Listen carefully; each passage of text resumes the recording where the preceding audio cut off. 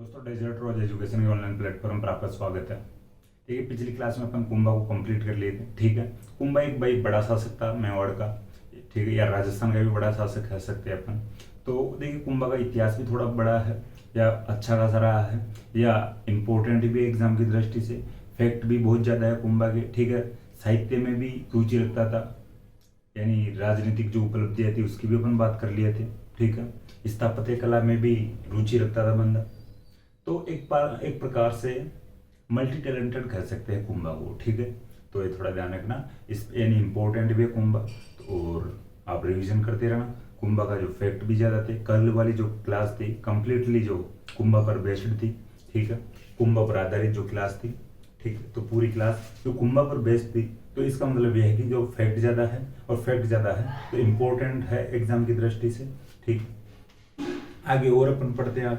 ठीक है भाई, कुंभा से आगे कौन राजा बने थे, किस प्रकार से शासक बनते हैं मेवाड़ के। देखिए कुंभा की अपन बात कर लिए थे। कुंभा की हत्या उसके बेटा उदा ने कर दी थी। ठीक है, तो अपन पिछली क्लास में से बात कर लिए थे, एक बार वापस में बताने की कोशिश करूँ। कुंभा का जो बेटा था उदा, उसको लग रहा था यार पिताजी मरने वाले हैं, नहीं मरने का नाम नहीं ले रहे, शासन खूब लंबा रहा था कुंभा का। तो भाई अपन भी राजा बनना चाहते हैं, यानी कुंभा खुद राजा बनना चाहता था। तो यानी सॉरी, उदा खुद राजा बनना चाहता था, जल्दी बनना चाहता था, अपने पिता को मरने से पहले राजा बनना चाहता था। तो उदा प्लानिंग करता है कि क्यों ना अपने पिता को या कुंभा को मार देते हैं। तो यानी एक दिन कुंभा, यानी कुंभलगढ़ किले में एक शिव जी का मंदिर है, शिवलिंग है। तो शिवलिंग की पूजा कर रहे थे। तो शिवलिंग की जो पूजा कर रहे थे वो कुंभा बहुत ही लंबे चौड़े डील के थे। ठीक है, शिव जी की मूर्ति है कुंभलगढ़ किले के पास, मामादेव कुंड के पास में शिवलिंग की मूर्ति है। तो उस मूर्ति के पास में बैठ के कुंभा पूजा कर रहे थे अपने जो वृद्धावस्था के टाइम में या बुढ़ापे में। ऐसा कहा जाता है शिवलिंग बहुत बड़ा था, 7-8 फीट का शिवलिंग। कुंभा भी लंबे चौड़े डील का था। तो कुंभा जब यानी बैठ के पूजा करता था तो शिवलिंग के बराबर, लगभग बराबर आ जाता था। यानी एक दिन उदा प्लान बनाता है और पीछे से जाके कुंभा को सलटा देता है, कुंभा को मार देता है। उदा अपने पिता को मारने के कारण उदा को मेवाड़ का पितरंता कहते हैं। ठीक है, पितरंता। वैसे अपन राजकुमार चुंडा की बात कर लेते, चुंडा को भीष्म पिता कहते हैं और जो उदा को मेवाड़ का पितरंता कहते हैं। और भी अपन आगे पढ़ेंगे, जैसे मारवाड़ में भी पढ़ेंगे। ये कुछ जो लोग होते थे, कुछ जो राजा होते थे, ये अपने जो पद के लालच के लिए अपने पिता तक को नहीं छोड़ते थे। ठीक है, तो ध्यान रखना। आगे पढ़ते हैं, कुंभा से आगे भाई जो राजा बना उदा बन गया था, यानी अपने पिता को मार के। तो भाई देखिए, जो राजा अपने पिता को मार सकता है या अपने पिता को मार के राजा बने, उसको भाई जनता कैसे एक्सेप्ट करेगी। ठीक है, तो इसी प्रकार से मेवाड़ की जनता उदा को एक्सेप्ट नहीं करती है। हालांकि कुछ टाइम के लिए उदा राजा बनता है, लेकिन मेवाड़ की जनता एक्सेप्ट नहीं करती है। तो उदा के बाद में फिर मेवाड़ की जनता ने यानी रायमल को राजा एक्सेप्ट करते हैं मेवाड़ वाले। हालांकि उदा की मृत्यु हो गई थी बिजली गिरने से। ठीक है भाई, जो अपने पिता को मारता है तो उसकी वैसे ही मौत होती है, गलत जो परिस्थितियों में उसकी मौत होती है, गलत तरीके से उसकी मौत होती है। उदा की मृत्यु हो जाती है एक दिन बिजली गिरने से। तो उदा की मृत्यु के बाद में फिर राजा बनता है रायमल। आज अपन बात करते हैं रायमल की। और भी आगे बात करेंगे, पहले अपन रायमल पढ़ लेते हैं। ठीक है, कुंभा के बाद में फिर यानी राजा बनता है प्रॉपर मेवाड़ का, जिसको जनता भी एक्सेप्ट करती है, वो राजा बनता है रायमल। 1473 से 1509 तक इसका टाइम पीरियड रहता है। ठीक है, 1473 से पहले उदा था राजा कुछ समय के लिए, हालांकि उसकी बिजली गिरने से मौत हो जाती है। फिर राजा बनता है रायमल। देखिए रायमल का भी ज्यादा कोई फैक्ट इंपॉर्टेंट नहीं है एग्जाम की दृष्टि। कुछ एक जो फैक्ट है इंपॉर्टेंट एग्जाम की दृष्टि से, उनकी अपन बात कर लेते। 2-4 फैक्ट हैं, ज्यादा इंपॉर्टेंट नहीं है। देखिए ये अपने जो भाई उदा को हरा के या अपने भाई उदा को हरा के यानी राजा बनता है। ठीक है, इसका आप थोड़ा ध्यान रखना, किसी भी प्रकार से ध्यान रख लेना। भाई उदा को हरा देता है या उदा की बिजली गिरने से मौत हो जाती है, तो ये उदा को हरा के राजा बनता है। मेवाड़ की जनता उदा को एक्सेप्ट नहीं करती, इसको एक्सेप्ट कर लेती है रायमल को। क्योंकि भाई वो अपने पिता को मारा था। लेकिन रायमल एक मंदिर का निर्माण करवाता है मेवाड़ या चित्तौड़ में, अद्भुत मंदिर थी, यानी अद्भुत जी का मंदिर।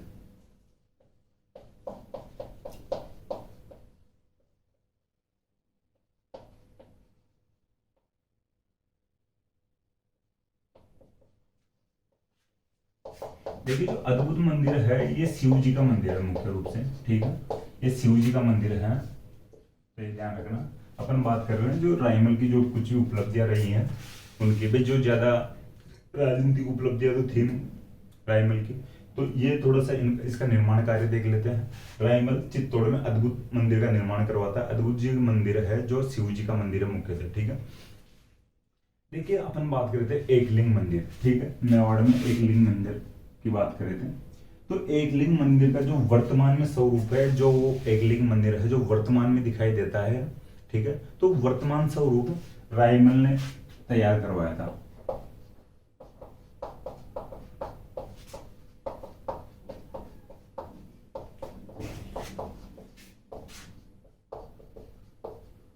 ठीक है, एक लिंगी मंदिर का वर्तमान स्वरूप रायमल तैयार करवाता है या रायमल बनवाता है, ठीक है भाई, जो भी वर्तमान में जैसा दिखता है वो स्वरूप रायमल तैयार करवाता है एक लिंग जी का।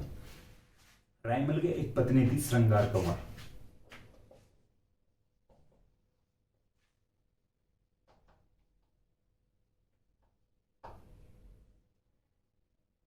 ठीक, ये रायमल की जो पत्नी थी, रायमल की जो रानी थी श्रृंगार कंवर, एक गोसुंडी में एक बावड़ी का निर्माण करवाती है।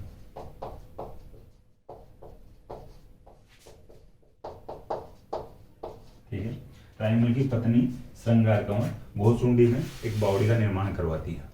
इस जो बावड़ी पर एक अभिलेख भी लगा हुआ है, उसकी अभी बात करते हैं, ठीक है, अभी बात करेंगे। देखिए जो रायमल की जो बहन थी रमाबाई, अपन बात करते हैं कुंभा की बेटी रमाबाई, अपने पिता की तरह संगीतज्ञ थी, ठीक है, तो ये रायमल की बहन थी रमाबाई। तो जो रमाबाई थी इस जावर में रामास्वामी मंदिर का निर्माण करवाती है, ठीक है, रामास्वामी मंदिर का निर्माण करवाती रमाबाई। अब देखिए अपन बात कर रहे हैं रायमल की, लेकिन इसकी बहन के बारे में पढ़ना पड़ रहा है, तो अपन में देखिए इसके जो समकालीन जो भी निर्माण कार्य हुए थे, इसके शासनकाल में जो निर्माण कार्य हुए थे उनकी थोड़ी बात कर रहे हैं, ठीक है। तो रायमल के समय में, यानी इसकी जो बहन थी रमाबाई को जावर पर गना दिया गया था। अपन बात कर लेते विधवा होने के बारे में।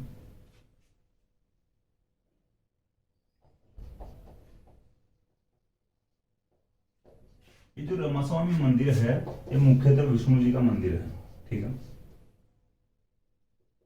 तो ये जावर में निर्माण करवाती है, ये थोड़ा ध्यान रखना। ये है रायमल की जो उपलब्धियां हैं, रायमल के टाइम की जो उपलब्धियां, ये बात कर लिया है। चित्तौड़ में अद्भुत जी का मंदिर का निर्माण करवाता है जो मुख्यतः शिव जी का मंदिर है। एक लिंग मंदिर का जो वर्तमान स्वरूप तैयार करवाता है। रायमल की जो पत्नी थे श्रृंगार कंवर ने गोसुंडी में एक बावड़ी का निर्माण करवाया था। और ये जो रायमल की जो बहन है रमाबाई ने यहाँ पे जावर में रामास्वामी मंदिर का निर्माण करवाया जो मुख्यतः विष्णु भगवान का मंदिर है। अब बात करते हैं गोसुंडी अभिलेख की। देखिए गोसुंडी अभिलेख दो मिलते हैं अपने को, गोसुंडी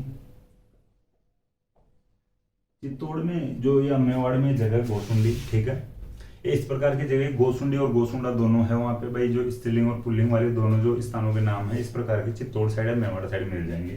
तो गोसुंडी का अभिलेख मिलता है, ठीक है, इतिहासकारों को। लेकिन गोसुंडी से अभिलेख मिलते हैं वो दो मिलते हैं। एक तो 1504 ईस्वी में मिलता है, ठीक है, और जो एक अभिलेख मिलता है गोसुंडी अभिलेख,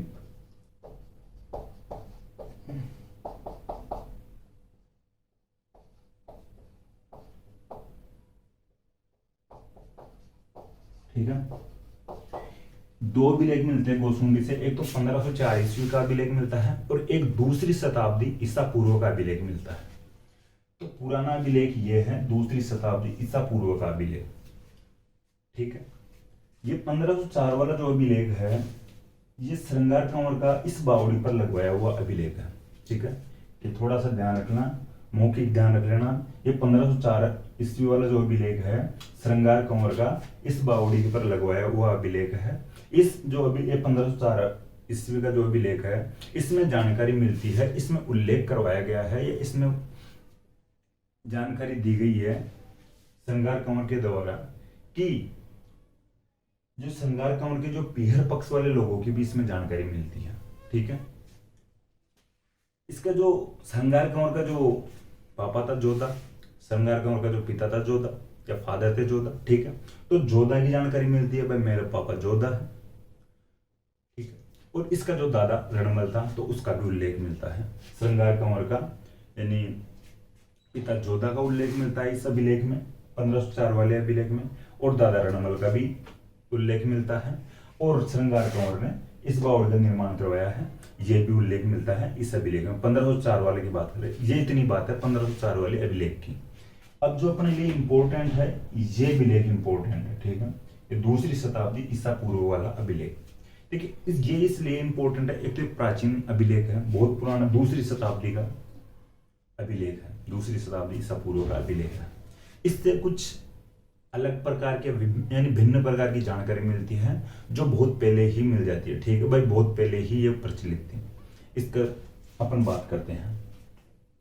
ये अभिलेख भी गोसुंडी में मिलता है, तो इसलिए गोसुंडी का अभिलेख इस अभिलेख के अकॉर्डिंग जाना जाता है। 1504 वाले को इंपॉर्टेंस कम दी गई है। ठीक है, तो दूसरी शताब्दी ईसा पूर्व का जो गोसुंडी अभिलेख है, इसमें उल्लेख है कि यहाँ पर, ठीक है, इस जगह पर गजवंश का शासन था।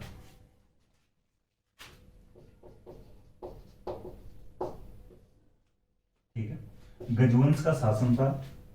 गजवंश का जो राजा था सर्वता।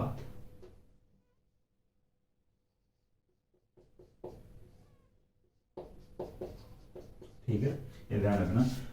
गोसुंडी की अब जो दूसरी शताब्दी ईसा पूर्व का जो गोसुंडी वाला अभिलेख है, यहां से जानकारी मिलती है, इस अभिलेख से जानकारी मिलती है कि यहां पर उस समय तत्कालीन समय में गजवंश का शासन था, गजवंश का राजा था सर्वता। ठीक है, ध्यान रखना। देखिए इसमें और उल्लेख मिलता है कि जो गजवंश का राजा था सर्वता थे, ये भगवान संकर्षण और वासुदेव की पूजा करता है।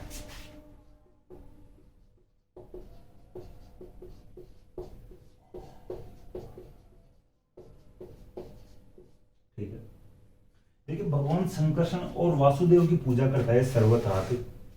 इस पूजा अर्चना का मतलब है, और इस संकर्षण और वासुदेव का जो अर्थ आप लगभग जानते होंगे, या फिर मैं बताऊं।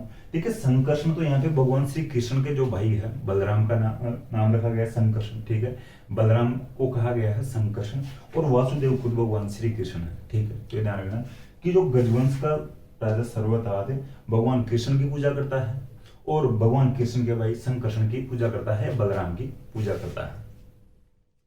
ठीक है, कृष्ण जी का बड़ा भाई था बलराम, यह आपको ध्यान होना चाहिए। देखिए अब बात हो चुकी है गोसुंडी अभिलेख की।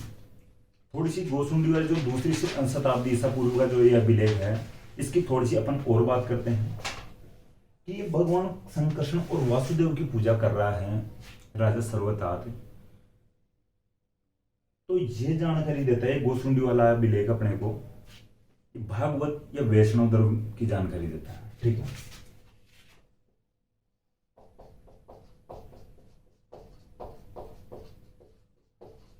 देखिए जो भागवत या वैष्णव धर्म की जानकारी देता है, ठीक है, राजस्थान में भागवत या वैष्णव धर्म की प्राचीनतम जानकारी देता है गोसुंडी अभिलेख। भागवत धर्म भगवान कृष्ण का धर्म है। ठीक है, वैष्णव धर्म इसलिए कहा जाता है कि भगवान कृष्ण विष्णु जी के अवतार थे।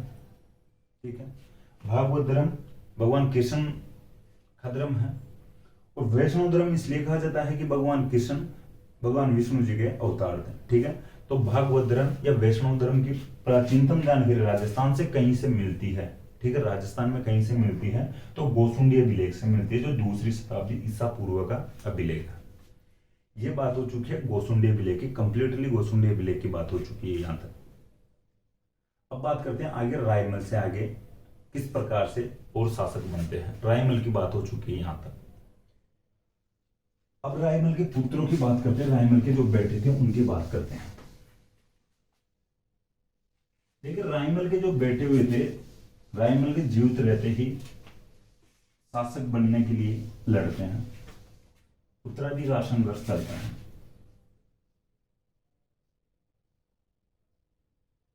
ठीक है, रायमल के बेटे की बात करते हैं, रायमल के बेटों की बात करते हैं। एक बेटा था इसका पृथ्वीराज। ठीक है,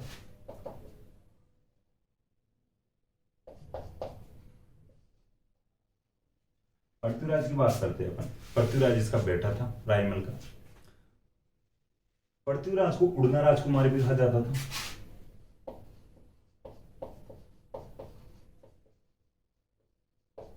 ठीक है, उड़ना राजकुमार इसलिए कहा जाता था, ऐसा कहा जाता है पृथ्वीराज के लिए भाई ये जो युद्ध करने में, लड़ाइयां लड़ने में बहुत ही एक्सपर्ट था, माहिर था।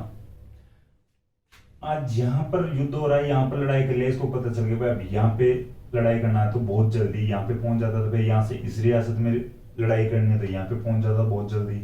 फिर वापस पता लगता है इसको कि पृथ्वीराज को भाई यहाँ पे लड़ाई करनी है तो यहाँ पे पहुंच जाता। ठीक है, एक प्रकार से थोड़ा फुर्तीला कह सकते हैं। भाई उड़ तो नहीं सकता बंदा, कोई प्लेन तो है नहीं, लेकिन इसको उड़ना यानी बहुत जल्दी एक जगह से दूसरी जगह पर पलायन कर जाता था, तीव्र गति से एक जगह से दूसरी जगह पर पहुंच जाता था। इसलिए वह इसको उपाधि दी गई थी उड़ना राजकुमार की। एक वैसे ही उड़ना राजकुमार और आएगा, अभी बात करेंगे, आज ही की क्लास में बात करेंगे। सिरोही वाला एक अखे उड़ना राज के नाम से जाना जाता था। ठीक है, तो उसकी भी थोड़ी सी बात करेंगे आगे। तो उड़ना राजकुमार कहा जाता था पृथ्वीराज को। इसके एक रानी थी तारा।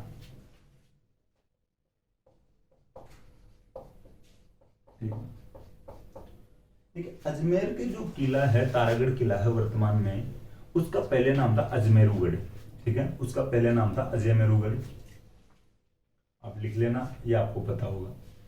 तारागढ़ नाम पढ़ने से पहले उसका अजमेर वाले जो किले का नाम था अजमेरुगढ़।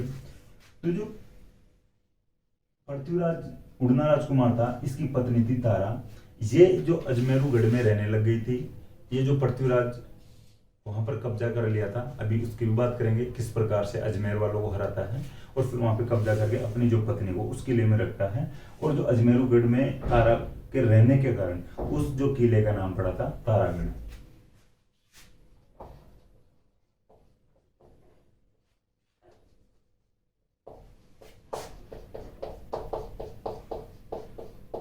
ठीक है, ये थोड़ा ध्यान रखना भाई कि अजमेरुगढ़ जो किला था उसका नाम तारागढ़ कैसे पड़ता है। तो पृथ्वीराज उड़ना राजकुमार की जो पत्नी तारा के नाम के कारण इस किले का नाम तारागढ़ पड़ता है। पहले नाम था अजमेरुगढ़। ठीक है, देखिए अब थोड़ी सी हटके और थोड़ी सी बात बताऊं। देखिए ये जो मैं बात बता रहा हूं, ये पृथ्वीराज उड़ना राजकुमार की जो मृत्यु की बात है, ये किस प्रकार से इसकी मृत्यु होती है। हालांकि इससे पहले, यानी मृत्यु से पहले और भी जो घटनाएं घटती है उनकी भी अपन बात करेंगे, लेकिन एक जो बात है, ये अदर फैक्ट है, ये मैं थोड़ा सा बता देता हूँ। पृथ्वीराज जो उड़ना राजकुमार था, इसकी बहन थी एक आनंदाबाई। आनंदाबाई की जो शादी हो रखी थी सिरोही में जगमाल देवड़ा के साथ। ठीक है, आनंदाबाई को जो जगमाल देवड़ा परेशान करता था, आनंदाबाई इधर पृथ्वीराज उड़ना राजकुमार के पास मैसेज करवाती है, वे तेरे जीजा जी है, परेशान करते हैं। ठीक, तो इसका कुछ इलाज कर। पृथ्वीराज उड़ना राजकुमार जाता है सिरोही, जगमाल देवड़ा को धमकाता है। जगमाल देवड़ा वैसे तो लड़ नहीं सकता था पृथ्वीराज से, बहुत भाई फ्लाइंग किंग के नाम से वैसे ही जाना जा रहा था, फ्लाइंग प्रिंस के नाम से जाना जा रहा था। भाई किंग तो क्या, राजकुमार था। ठीक है, फ्लाइंग प्रिंस के नाम से जाना जा रहा था, तो ये उसको सलटा देता अगर वो लड़ता तो जगमाल देवड़ा। तो ये उसको धमकाता है, जगमाल देवड़ा इससे डर जाता है। तो ये पृथ्वीराज जो उड़ना राजकुमार था, ये बातचीत करके धमका धमकू के और वापस आ रहा था। जगमाल देवड़ा को लगता है भाई यार कुछ तो इसका इलाज किया जाना चाहिए, ये तो अपने घर में आके अपने को धमका के जा रहा है, वार्निंग दे के जा रहा है। जगमाल देवड़ा कहता है कि भाई जो आप रुकिए, आप जाओ मत ऐसे, आप अपने हमारे लिए मेहमान हो, कुछ खाने का सामान ले जाओ या कुछ खाते जाइए। ये कुछ लड्डू बनवा के लाके देता है जगमाल देवड़ा। और कहता है ये आपकी बहन ने बनाए हैं और आप रास्ते में खा लेना। उन लड्डुओं में जगमाल देवड़ा प्लानिंग के अकॉर्डिंग जहर मिला देता है। रास्ते में जो पृथ्वीराज उड़ना राजकुमार उन लड्डुओं को खाता है और पृथ्वीराज उड़ना राजकुमार की मृत्यु हो जाती है। ठीक है, ये इसकी मृत्यु की बात थी। हालांकि जो जीवित रहते हुए कि भी और कुछ घटनाएं उसकी बात करेंगे आगे भी, थोड़ी देर बात होगी अपनी। एक जो फैक्ट और है, कुंभलगढ़ किले में पृथ्वीराज जो उड़ना राजकुमार है इसकी 12 खंभों की छतरी है, वो भी थोड़ा ध्यान रख लेना।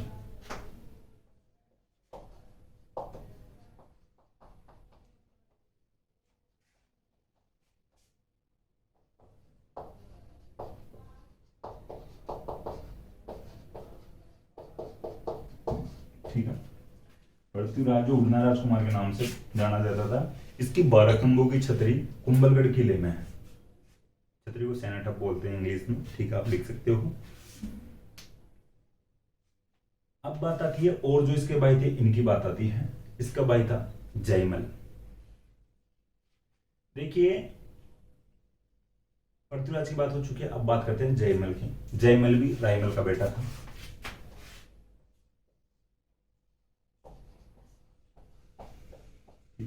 अपन रायमल के बेटों की बात कर रहे हैं, उत्तराधिकार संघर्ष की।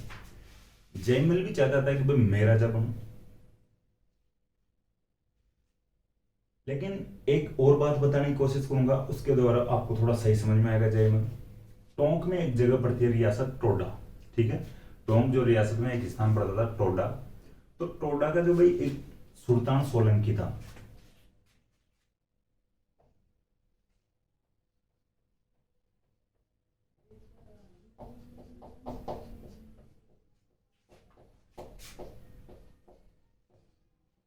ठीक है, टोंक में जगह पड़ती है टोडा, यहाँ का सुल्तान सोलंकी था। इस सुल्तान सोलंकी को लल्ला खान पठान ने हरा दिया था। एक कोई लल्ला खान पठान था, ठीक है, तो लल्ला खान पठान ने सुल्तान सोलंकी को हरा दिया। सुल्तान सोलंकी लल्ला खान पठान से हार जाता है और ये अनाउंसमेंट करवाता है कि मुझे कोई टोडा जो जगह है ये जीत के देगा सुल्तान लल्ला खान पठान से, मैं उसके साथ मेरी जो बेटी है तारा। ठीक है, इसकी बात थोड़ी समझाऊंगा किस प्रकार से पृथ्वीराज से शादी होती है। सुल्तान सोलंकी अनाउंसमेंट करवाता है, जो कोई मुझे लल्ला खान पठान से टोडा जीत कर देगा उसकी शादी मेरी बेटी तारा से करवा दूंगा। ठीक है, या मेरी बेटी तारा की शादी उससे कर दूंगा जो मुझे टोडा जीत के देगा लल्ला खान पठान से। जयमल स्मार्ट बंदा, लड़ाइयों वड़ाइयों में भी एक्सपर्ट था। ये कहता है सुल्तान सोलंकी को अपन जीत के दे देंगे, तू नो टेंशन रह। बातचीत हो जाती है इनके बीच में, मामला जो बैठ जाता है, यानी कॉन्ट्रैक्ट हो जाता है शादी वादी का, सगाई वगाई हो जाती है। देखिए, एक दिन जयमल अपने दोस्तों के साथ बैठा हुआ था, दोस्त वगैरह जो छेड़ दिए, टोन कसने लग गए, ताने मारने लग गए जयमल को कि यार तेरी सगाई हो चुकी है, तू कभी तारा से मिलता मिलता नहीं है। इस प्रकार से इसको छड़ा देते हैं। जयमल को भी लगता है यार ये बात तो ठीक है। जयमल एक दिन सोलंकियों के पास चले जाता है। ठीक है,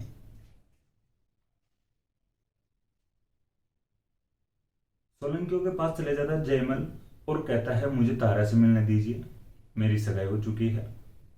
अब जो सोलंकी कहते हैं तू पहले टोडा तो जीत के दे, तेरी सगाई तो कर दी लेकिन टोडा जीत के देगा तब हम शादी करवा देंगे, वरना वैसे अभी तारा को तो शादी के बाद में देखना। अब यार ये जो परेशान करने लगे हैं जो जयमल, नहीं मुझे तो देखनी है या मिलना है, थोड़ा बहुत टाइम तो दिया जाना चाहिए मिलने के लिए, मेरी सगाई हो चुकी है, आधा विवाह हो चुका है एक प्रकार से। अब सोलंकी परेशान हो गई इनसे, भैया तू शादी से पहले ही तारा से मिलना चाहता है, हमारे ऐसे रीति रिवाज ने इस प्रकार के हवाला देते हैं जो सोलंकी, लेकिन जयमल परेशान कर देता है। अब सोलंकी सोच लेते हैं भाई इसको दिन के तारे दिखा देते, वैसे तारा से तो मिलने नहीं देंगे लेकिन इसको दिन के तारे दिखाते हैं अपन। भाई रात के तारे तो ये देखता है और ये तारा को अपनी वाली को देखना चाहता है, लेकिन इसको दिन के तारे दिखाते हैं। जो सोलंकी थे इसको सल्टा देते हैं जयमल को, ठीक है, अपने होने वाले दामाद को सल्टा देते हैं, मार देते हैं जयमल को। जयमल इधर लड़ता हुआ काम आ गया, तो आप लिख सकते हो जयमल सोलंकियों के खिलाफ लड़ता हुआ मारा गया था। उधर रायमल को पता चलता भाई अपने वाला काम आ गया है, कोई बताता है भाई जो सोलंकी उसको तो मार दिया है। रायमल कहता है ठीक है बेलक ना था, मर जाने दो उसको, गया ही क्यों था, शादी से पहले परेशान करेगा किसी को तो ऐसे ही मरेगा। अब बात आती है भाई वापस टोडा जीत लेंगे, टोडा कौन जीत गया देगा?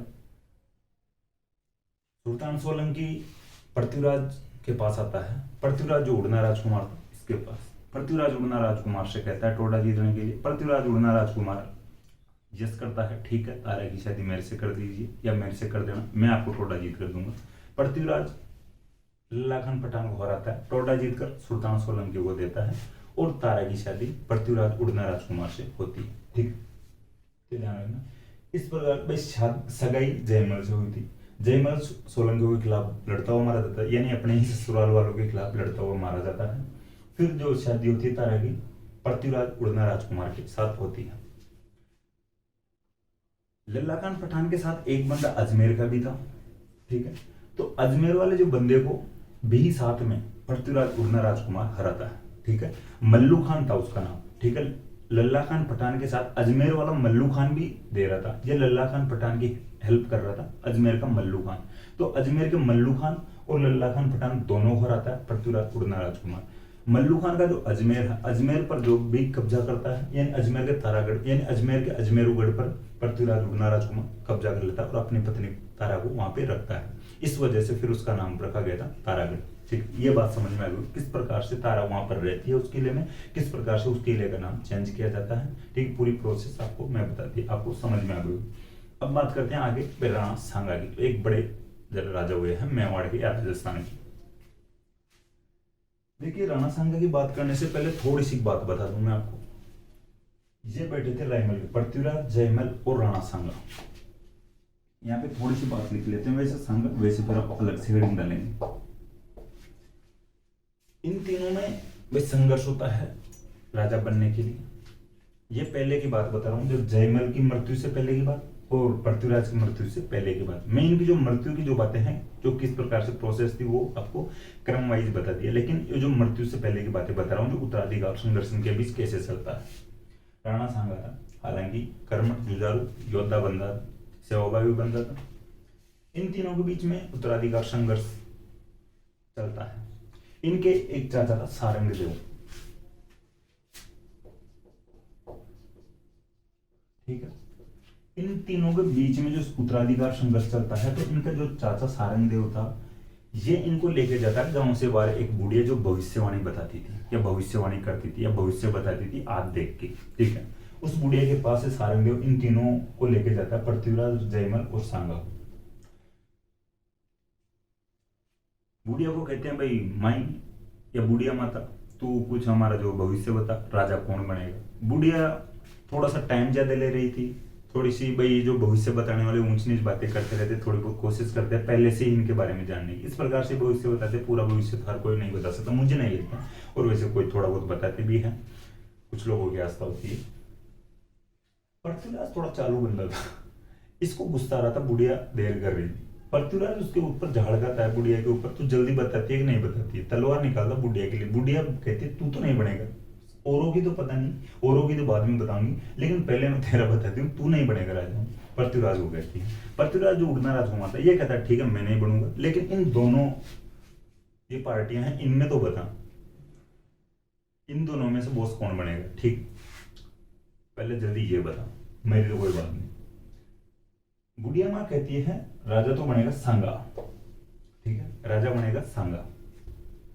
अब इन तीनों के बीच में लड़ाई हो जाती है वहीं पे, उन बुढ़िया के सामने, इन बुढ़िया माता के सामने या भविष्य बताने वाली बुढ़िया के सामने ही इन तीनों के बीच में लड़ाई हो जाती है।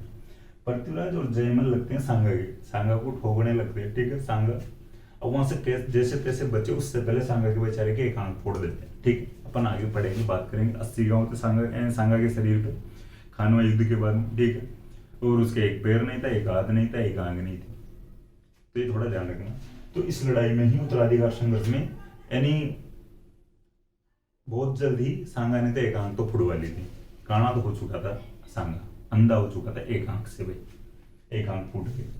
अब सांगा वहां से जो सारंग देव बचाते हैं, जैसे तैसे तीनों के बीच में पड़ते हैं, ठीक है, और सारंग देव बचा के सांगा को भगाते हैं वहां से। सांगा वहां से दौड़ लगाता है, फुल स्पीड में दौड़ लगाता है। एक गांव पड़ता है सेवंतरी,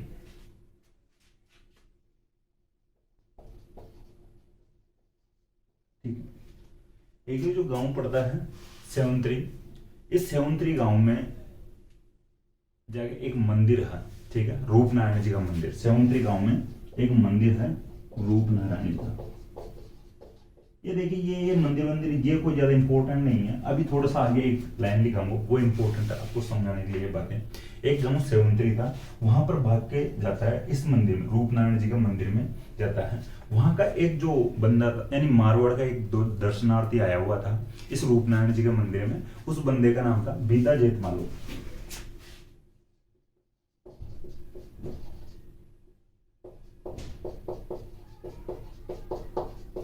ठीक है, ये बीता जेतमालो मारवाड़ का था, राठौड़ था भाई, मारवाड़ में राठौड़ थे तो मारवाड़ का राठौड़ था बीदा जेतमालो। ये दर्शन करने के लिए रूपनारायण जी के मंदिर में आया हुआ था। बीदा जेतमालो को सांगा पूरी बात बताता, ऐसे ऐसे हमारे बीच में उत्तराधिकार संघर्ष है, मुझे ढंग से ठोके हैं मेरे भाई और ढंग से पीटे हैं, तो मैं उनसे जान बचा के भाग के आया हूँ और मुझे संरक्षण या शरण दो, मेरी हेल्प करो। रूपनारायण जी के मंदिर में बीता जेतमालो इसको छिपाते हैं किसी न किसी प्रकार से।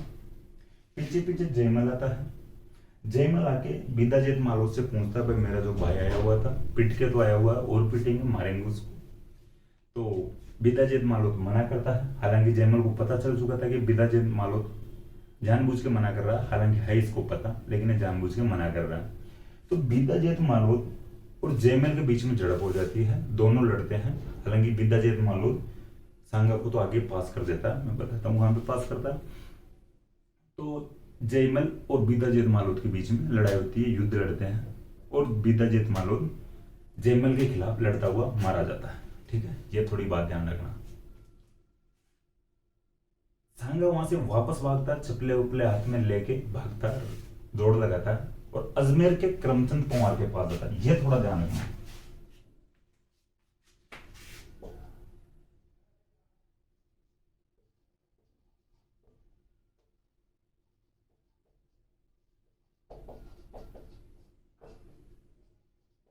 ठीक है, सांगा फाइनली अजमेर के करमचंद पंवार के पास जाकर शरण लेता है। ये थोड़ा इंपॉर्टेंट फैक्ट है, ये एग्जाम में पूछा जाता है। ये और बात थी जो समझाने के लिए थी। सांगा फाइनली बीता जेतमालो या रूपनारायण जी के मंदिर से भागकर करमचंद पंवार जो अजमेर में था उसके पास जाकर शरण लेता है। इधर रायमल के पास मैसेज पहुंचता है कि भाई पृथ्वीराज उधर उसके बहनों से लड़ता हुआ मारा, यानी लड़ता हुआ तो क्या भाई उसके बहनों ने ऐसे जहर वेर दे दिया है और वो मर गया है, यानी भाई वो उसकी जो आनंदाबाई का जो पति था वो जगमाल देवड़ा था, उसने मार दिया है जहर देके। ठीक है, और जो बेटा है दूसरा है जगमाल, वो सोलंकियों के खिलाफ लड़ता हुआ मारा गया है। अब बचा है सांगा, तो सांगा को रायमल खुद एक्सेप्ट कर लेते हैं, ठीक है वो दोनों मारे गए हैं, तो उत्तराधिकारी इसको घोषित कर देते हैं। तो रायमल सांगा को अपना उत्तराधिकारी घोषित कर देता है। अब बात आती है सांगा की। सांगा की जो पहले ये थोड़ी बातें थी, ये सांगा के टाइम पीरियड की, भाई ठीक है अपन बात कर रहे थे, सांगा की ही बातें कर रहे थे। सांगा का नाम संग्राम सिंह था। 1509 से 1528 तक इसका टाइम पीरियड रहा था। अब बात करते हैं आगे अपन रेगुलर। अब सांगा के फैक्ट थोड़े ज्यादा है, थोड़े ध्यान रखना, युद्ध वगैरह थोड़े इंपॉर्टेंट है सांगा के।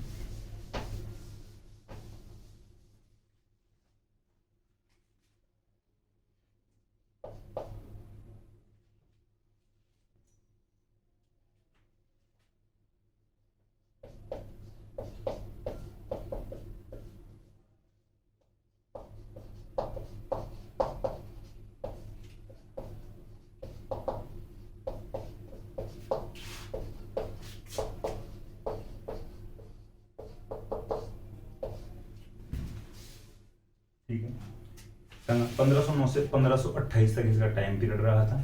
ये अपन बातें कर लिए हैं किस प्रकार से रायमल का बेटा था, इनके बीच में उत्तराधिकार संघर्ष होता तीनों भाइयों के बीच में। ठीक है, एक ऐसे भविष्यवाणी करवाते हैं और कैसे करमचंद पवार के पास जाके शरण लेता है और फिर इसको रायमल अपना उत्तराधिकारी घोषित कर देता है। ठीक है, तो यहां तक अपन बात कर चुके हैं। अब बात करते हैं इसके जो राजनीतिक उपलब्धियां हैं उनकी बात करेंगे सांगा की। ठीक है, तो राजनीतिक उपलब्धियां काफी रही है सांगा के टाइम में, सांगा का जो शासनकाल में। तो इसका संघर्ष की बात करते हैं, तो पहले संघर्ष की बात करेंगे। भाई सबसे पहले जो संघर्ष हुआ था किस प्रकार से होता है, शुरू होता है, तो दिल्ली से जो संघर्ष होता है उसकी बात करते हैं।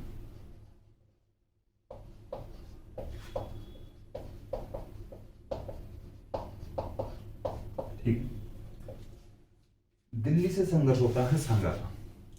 दिल्ली में सुल्तान था उस समय सिकंदर लोदी।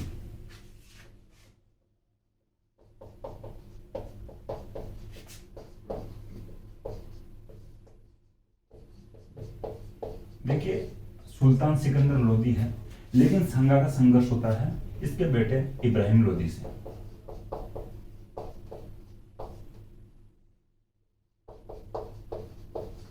ठीक है, ये जो इब्राहिम लोदी सिकंदर लोदी का बेटा था। ठीक है, इब्राहिम लोदी से संघर्ष होता है दिल्ली में, हालांकि सुल्तान दिल्ली का था सिकंदर लोदी। दो युद्ध होते हैं दिल्ली से।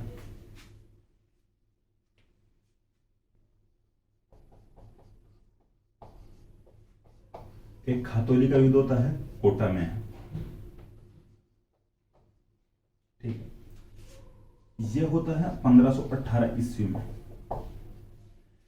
अब ये जो देखिए थोड़ा सा मैं आपको बताने की कोशिश करूंगा। भाई ये चाहते थे, भाई जो ये लोदी जो वंश के जो शासक थे सिकंदर लोदी, इब्राहिम लोदी, ये भी अपना जो साम्राज्य विस्तार करना चाहते थे। ठीक है, और जो भाई सांगा भी अपना साम्राज्य विस्तार करना चाहता था। बड़ी शक्तियां थी दोनों, इधर राजस्थान में जो राजपूत भी बड़ी शक्ति थी, और उधर फिर यानी भारत में तो उस समय था ही भाई लोधी वंश का शासन चल रहा था, यानी दिल्ली में लोधी वंश का शासन चल रहा था, एक बड़ी शक्ति थी उस समय। और भाई जो राजस्थान में भी राजपूत एक बड़ी शक्ति के रूप में उभर रहे थे या बड़ी शक्ति के रूप में थे।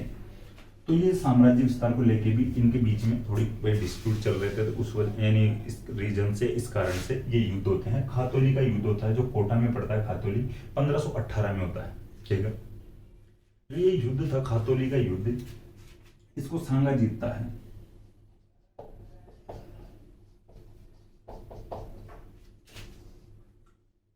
ये थोड़ा सा इस प्रकार से आप ध्यान रख लेना भाई, ये मैं बना लेता हूं। सांगा और इब्राहिम लोदी के बीच में दो युद्ध होते हैं। खातौली का युद्ध 1518 ईस्वी में होता है, सॉरी 1517 ईस्वी में होता है। इससे आगे वाला जो युद्ध होगा वो 1518 में होगा, बाड़ी का युद्ध। अब इस युद्ध को हार जाता है, खातौली युद्ध को इब्राहिम लोदी हार जाता है, सांगा जीतता है 1517 में। इब्राहिम लोदी को लगा भाई यार ये तो बेइज्जती हुई है, ढंग से बेइज्जती हुई, वापस हराना पड़ेगा, सांगा को वापस लड़ना पड़ेगा। एक साल बाद में वापस युद्ध होता है, एक जगह पड़ती है बाड़ी, धौलपुर में पड़ती है।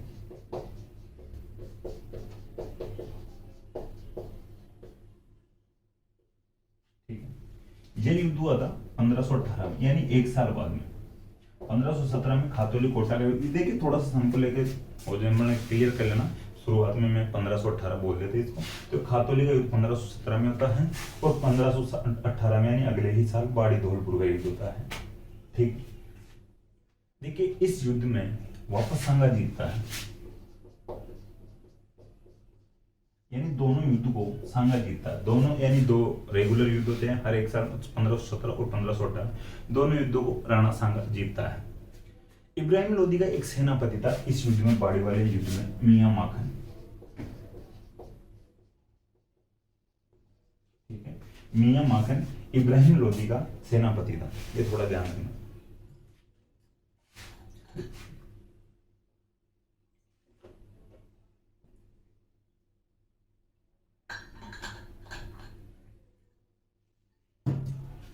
मियां माखन इब्राहिम लोदी का सेनापति था बाड़ी धौलपुर के युद्ध में। 1518 में होता, 1517 में खातौली का युद्ध। ये दोनों युद्ध होते हैं इब्राहिम लोदी और सांगा के बीच में। दोनों युद्ध जीतता है सांगा, इब्राहिम लोदी हार जाता है यहां से।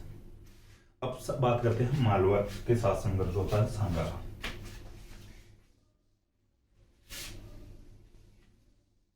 ये बात हो चुकी है दिल्ली के साथ। अब बात करते हैं मालवा के साथ संघर्ष।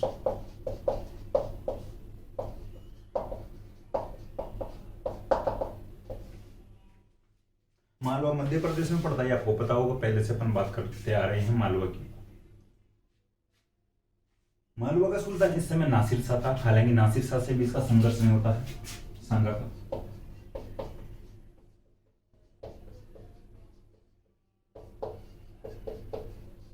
ठीक, मालवा के सुल्तान नासिर शाह था, मालवा का सुल्तान नासिर शाह था।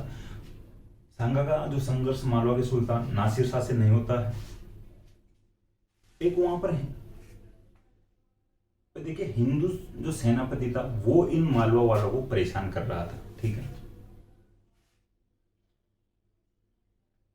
मेदिनी राय, ये थोड़ा ध्यान रखना, मेदिनी राय हिंदू सेनापति था, वो मालवा वालों को कंट्रोल कर रहा था। मालवा के जो भी राजा बनते, किसको राजा बनाना है, किसको राजा नहीं बनाना है, किस प्रकार की वहां की शासन व्यवस्था थी, जो व्यवस्था थी उसको मेदिनी राय संभाल रहा था। यानी एक प्रकार से मालवा के जो शासक थे उनको परेशान कर रखा था। मेदिनी राय ने इतना प्रभाव उड़ा लिया था कि वहां पर एक जागीर पड़ती है चंदेरी, चंदेरी को अपने कब्जे में ले लिया था। ठीक है, मालवा में मेदिनी राय ने चंदेरी की जो जागीर थी उसको अपने कब्जे में ले लिया था। ठीक है, तो इस प्रकार मालवा वाले जो परेशान हो रखे थे। ठीक है, अब जो मेदिनी राय था ये सांगा का करीबी था, सांगा का एक प्रकार से दोस्त कह सकते हैं। पार्टियां वार्टियां करते थे, दोनों बैठ के एक दूसरे के आया जाया करते थे ज्यादातर। मेदिनी राय तो देखिए जो ये मेदिनी राय था ये दोनों एक दूसरे के आया जाया करते थे। तो मेदिनी राय जो चंदेरी पर कब्जा करके सांगा के पास आ जाता है, सांगा इसको गागरोन के किले में रखता है।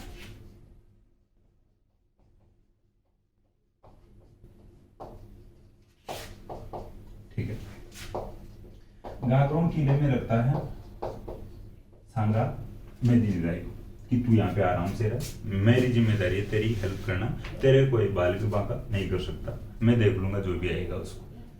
तो इस प्रकार से मालवा वाले के जो विरोधी था मेदिनी राय, इसको जो मेवाड़ वाला जो सांगा शरण दे रखा है, तो मालवा और जो फिर मेवाड़ वालों के बीच में भी संघर्ष हो सकता है, वह हमारे विरोधी को तू शरण दे रखा है। गागरोन का युद्ध होता है।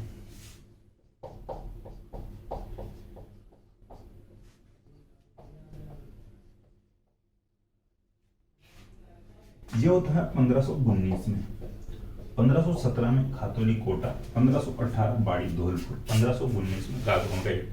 3 युद्ध होते लगातार हर एक साल, 1517, 18 और 19 में। 1517 और 18 में यानी दिल्ली के खिलाफ होता है सांगा का संघर्ष, और फिर 1519 में होता है मालवा के खिलाफ।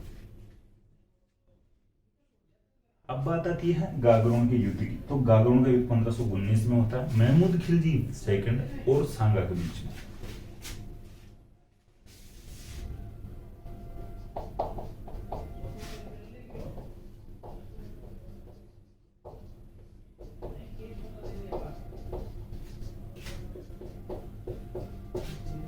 अपन महमूद खिलजी फर्स्ट की भी बात कर चुके हैं पहले, जब कुंभा पढ़ रहे थे।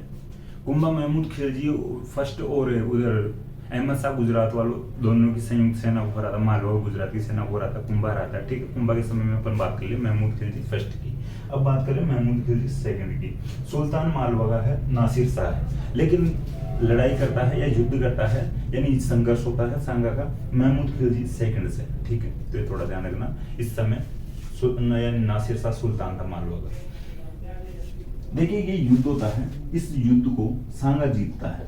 ठीक है, जीता सांगा इस युद्ध को, महमूद खिलजी को हरा देता है।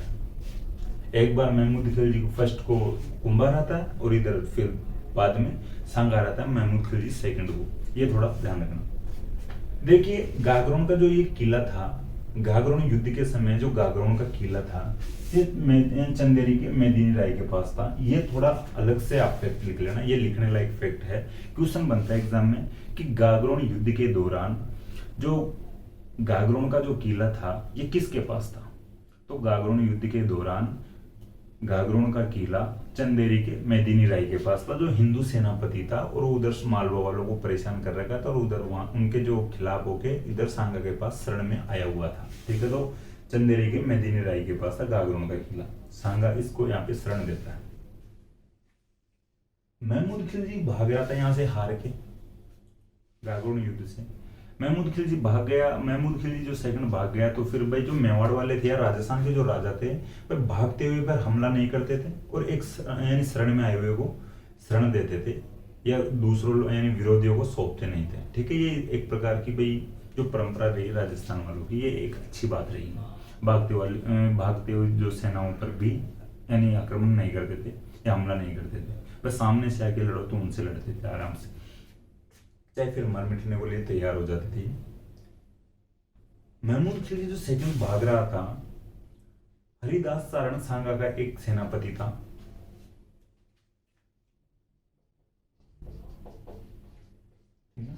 हरिदास सारण सांगा का एक सेनापति था। हरिदास सारण ने भागते हुए महमूद खिलजी को गिरफ्तार कर लिया था। ठीक है, महमूद खिलजी सेकंड को हरिदास सारण और इसके जो साथी लोग थे ये गिरफ्तार करके लेके आते हैं सांगा के दरबार में। सांगा पूछता भाई ये कौन है, ये किसको पकड़ के लाए हो तुम? ये जो कहते हैं कि भाई महमूद खिलजी सेकंड है, ये हार के जो भाग रहा था, इसको हमने पकड़ लिया। सांगा थोड़ा यानी राजी होता है, क्या बात है हरिदास जी, आपको तो कुछ बड़ी इनाम देनी चाहिए, ये एक प्रकार से पूरा मेवाड़ भी दिया जाए तो कम है। ठीक है, अपने विरोधी को आप गिरफ्तार करके लाए। लेकिन जो हरिदास चारण था ये कहता है भाई देखिए राजा तो आप ही ठीक हो, मुझे तो कोई इनाम दे दो, 1100-2100 रुपये दे दो, आप कोई छोटा मोटा इनाम दे दो, राजा का जो पद मेरे से नहीं संभाली जाएगी। इसको मैं पकड़ लाया, इसका मतलब ये नहीं कि मैं पूरे मेवाड़ को कंट्रोल कर सकता हूँ या फिर और जो बाहरी जो शक्तियां हैं उनको भी मैं कंट्रोल नहीं कर सकता, तो आप ही राजा सही रहोगे, मुझे तो वो इनाम दे दो। तो फिर हरिदास चारण को सांगा 12 गांव दान में देता है।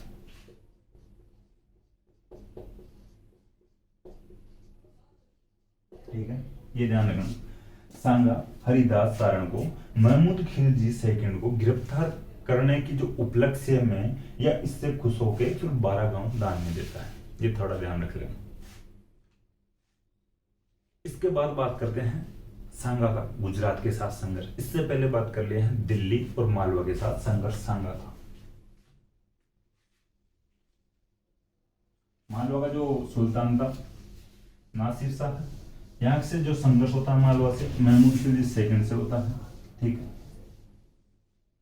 चंदेरी का जो मेदिनी राय को जो शरण देने के फिर यानी फिर नाराज हो जाते हैं मालवा वाले और फिर मेवाड़ वाले, तो इनके बीच में फिर गागरोन का युद्ध होता है 1519 में। 1517 में खातौली कोटा का युद्ध हुआ था, 1518 में बाड़ी धौलपुर का युद्ध हुआ था और फिर 1519 में गागरोन का युद्ध हुआ था। अब बात आती है गुजरात से संघर्ष।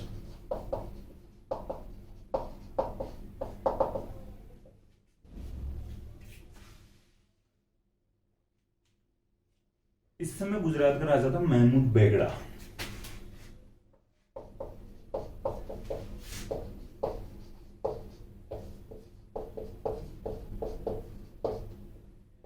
ठीक है, गुजरात से संघर्ष होता है सांगा का, तो गुजरात का राजा था इस समय महमूद बेगड़ा। आप लिख सकते हो गुजरात का राजा महमूद बेगड़ा था इस समय। यहां पर भी सांगा का जो संघर्ष था महमूद बेगड़ा से नहीं होता, मुजफ्फर शाह से संघर्ष होता है।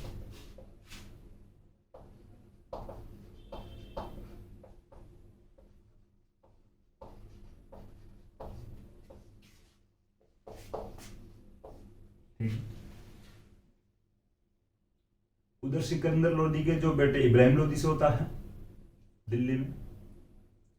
उधर मालवा में सुल्तान नासिर शाह था। महमूद खिलजी सेकंड से संघर्ष होता है। गुजरात में राजा है महमूद बेगड़ा, लेकिन संघर्ष होता है मुजफ्फर शाह से। ठीक, यहां पर एक रियासत पड़ती है गुजरात में, ईडर रियासत।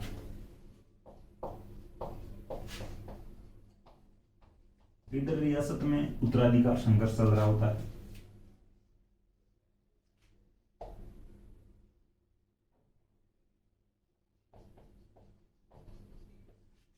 दो भाई थे, थे भारमल और रायमल, ठीक है।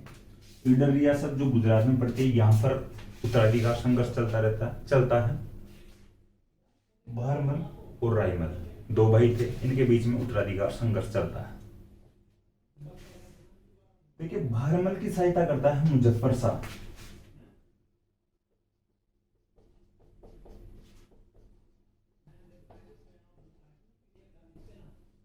ठीक है। मुजफ्फर शाह भारमल यानी मुजफ्फर शाह के पास आता भारमल कि उधर मुझे मेरा भाई रायमल राजा नहीं बनने दे रहा और आप मेरी हेल्प करिए। मुजफ्फर शाह भारमल की सहायता करता है। रायमल की जो सहायता करता है सांगा करता है।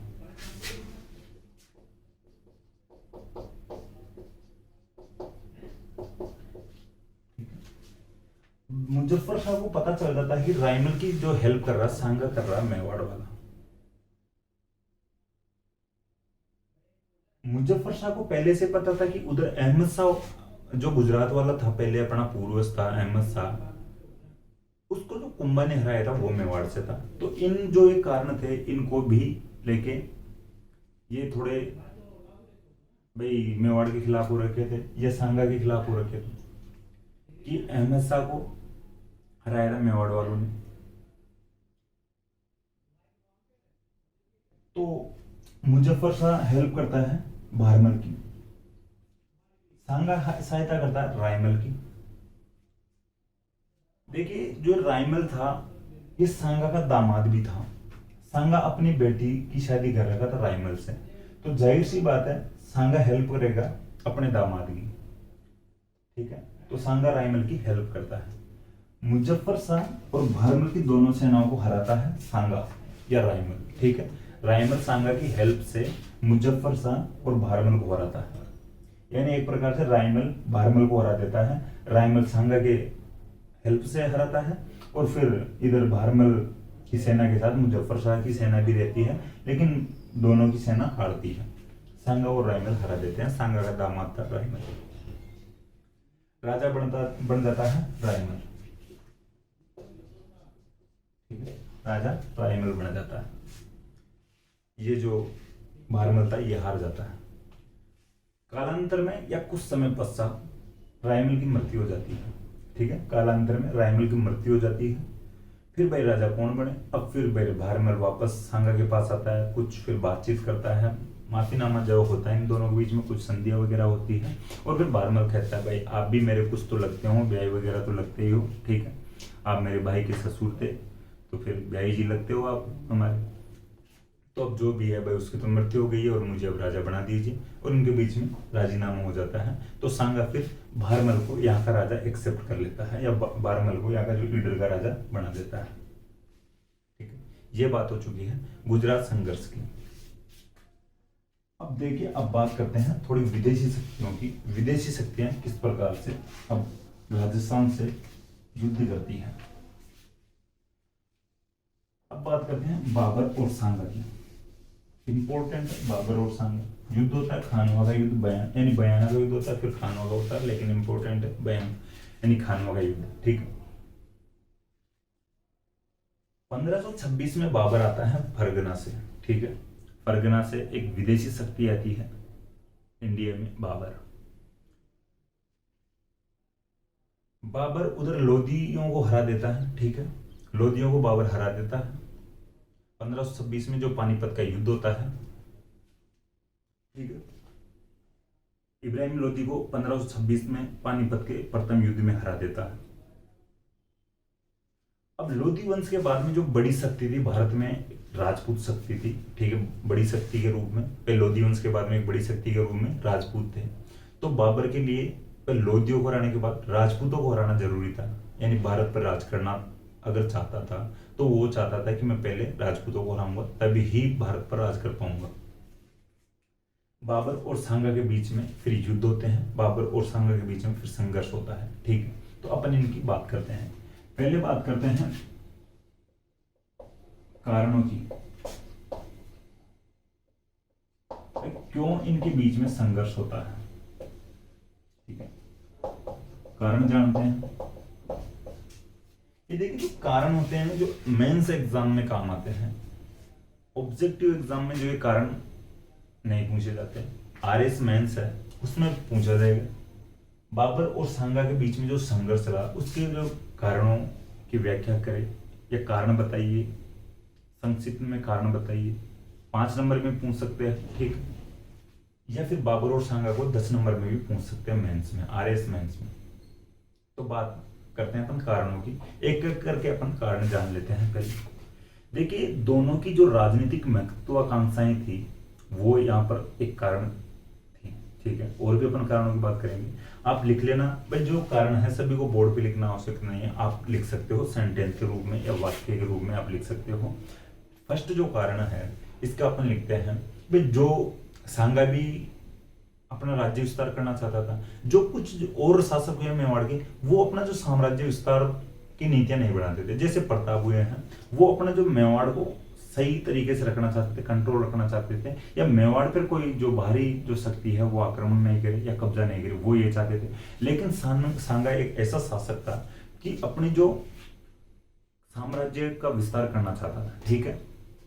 अभी बात करेंगे, जैसे लोधी वंश के समय या लोधी काल के समय सांगा लोधियों के कुछ कम से कम लगभग 200 गांवों पर कब्जा कर रखा था, ठीक है। तो राजनीतिक महत्वाकांक्षाएं थी इन दोनों की, तो ये फर्स्ट कारण लिख सकते हो। देखिए, जो सल्तनत है या दिल्ली सल्तनत के लगभग 200 गांवों पर सांगा अधिकार कर रखा था या कब्जा कर रखा था, ठीक है भाई, लोधी वंश के समय से। यानी दिल्ली के लगभग 200 गांवों पर सांगा कब्जा कर रखा था। दूसरा कारण यह है, यानी दिल्ली सल्तनत के लगभग 200 गांवों पर सांगा कब्जा कर रखा था।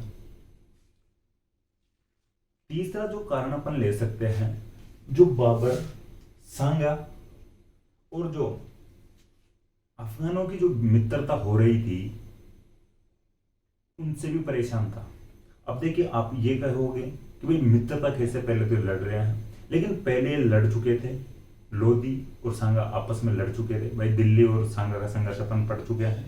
लेकिन जब बाबर से हार चुके थे ये लोधी वंश वाले, तो फिर जब लोधी वंश के जो लोग थे, बचे कुचे लोग थे, वो सांगा के पास आते हैं और गठबंधन करने को तैयार होते हैं कि अपन अब मिलके बाबर को यहाँ से भगाए या बाबर को मिलकर हराएं, ठीक है। तो इनके बीच में जो गठबंधन हो रहा था धीरे धीरे, या मित्रता बढ़ रही थी, इस मित्रता से बाबर परेशान हो गया था, ये भी एक कारण था, ठीक है। तो तीसरा कारण यह है कि अफगान या लोधी व राजपूतों की मित्रता या गठबंधन से बाबर परेशान था। इब्राहिम लोधी का जो भाई था महमूद लोधी और हसन खान मेवाती सांगा के पास आ गए थे, ठीक है। इब्राहिम लोधी का भाई था महमूद लोधी और हसन खान मेवाती। एग्जाम्पल के तौर पे ले रहे हैं अपन, मित्रता या गठबंधन की बात कर रहे हैं उसके लिए। तो इब्राहिम लोधी का भाई महमूद लोधी और हसन खान मेवाती सांगा के पास आ गए थे गठबंधन या मित्रता के लिए, ठीक है। इससे बाबर परेशान हो रहा है। अब बाबरनामा में आरोप लगाता सांगा पर, ठीक है। बाबर कहता है, देखिए ये फैक्ट थोड़ा सा लचीला भी हो सकता है, हर कोई इतिहासकार इसको ऑथेंटिक भी नहीं मानते हैं, लेकिन फिर भी ये जो बाबरनामा में बाबर उल्लेख किया हुआ है, तो इसको फिर ये थोड़ा सा भाई पढ़ना पड़ जाता है, अपने को याद रखना पड़ता है। तो बाबर की जो पुस्तक है बाबरनामा, उसमें बाबर उल्लेख करता है कि लोधी वंश और राजपूतों के बीच में जब संघर्ष चल रहा था, सांगा और लोधी वंश के बीच में संघर्ष चल रहा था, तो सांगा ने एक बार मुझे मैसेज किया था, भाई बाबर तू यहाँ पे आ जा, अपन दोनों मिलके लोधी वंश को हराएंगे, लोधियों को हराएंगे, लोधियों को भारत से भगाएंगे, ठीक है। तो मैं यानी बाबर खुद कहता भाई मैं फरगना से यहाँ पे आ गया, और लोधियों के खिलाफ जब मैं लड़ रहा था, जो पानीपत के जो फर्स्ट युद्ध में 1526 में मैं लड़ रहा था, तब सांगा मेरी हेल्प के लिए नहीं आता है। यानी सांगा ने एक प्रकार से मेरे से विश्वासघात किया है कि मुझे लोधियों के खिलाफ यहाँ पे बुला लेता है और लोधियों के खिलाफ लेकिन मेरी सहायता नहीं करता है, ठीक है। तो बाबरनामा में बाबर सांगा के लिए विश्वासघात का आरोप लगाता है, सांगा के खिलाफ विश्वासघात का आरोप लगाता है, ठीक है। तो ये भी एक कारण है, ये भी एक कारण था बाबर और सांगा के बीच में जो संघर्ष, ठीक। 4 कारण पढ़ चुके अपन, ये इसके अपन कारण पढ़ते हैं। ये लगभग कारण हो सकते हैं, मेन या इंपॉर्टेंट जो कारण हो सकते हैं ये। अब बात करते हैं आगे इनके बीच में फिर संघर्ष बढ़ता है, इन कारणों की वजह से इनके बीच में संघर्ष ज्यादा धीरे धीरे बढ़ता चलेगा।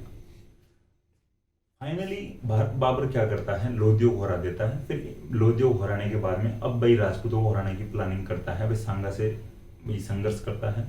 तो दिल्ली के बाद में आगरा को जीता। दिल्ली और आगरा को जीतने के बाद में जो आगरा से जो राजस्थान का टच करता हुआ, यानी यूपी से जो टच करता हुआ राजस्थान का एरिया, जैसे भरतपुर धौलपुर वाले जो एरिया है पूर्वी राजस्थान,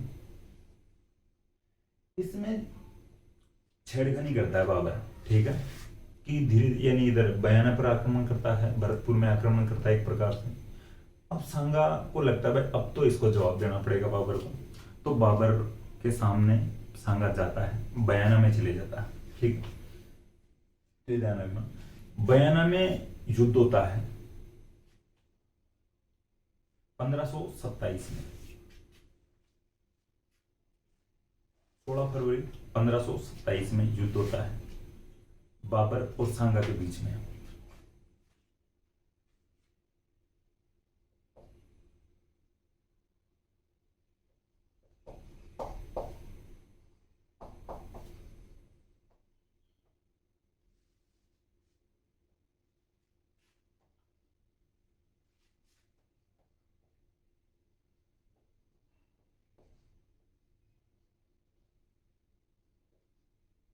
ठीक है, बयाना को युद्ध होता है 16 फरवरी 1527 को, डेट याद रख लेना।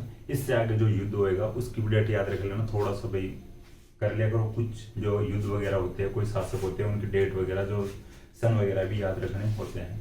तो 16 फरवरी 1527 को बयाना का युद्ध होता है बाबर और सांगा के बीच में।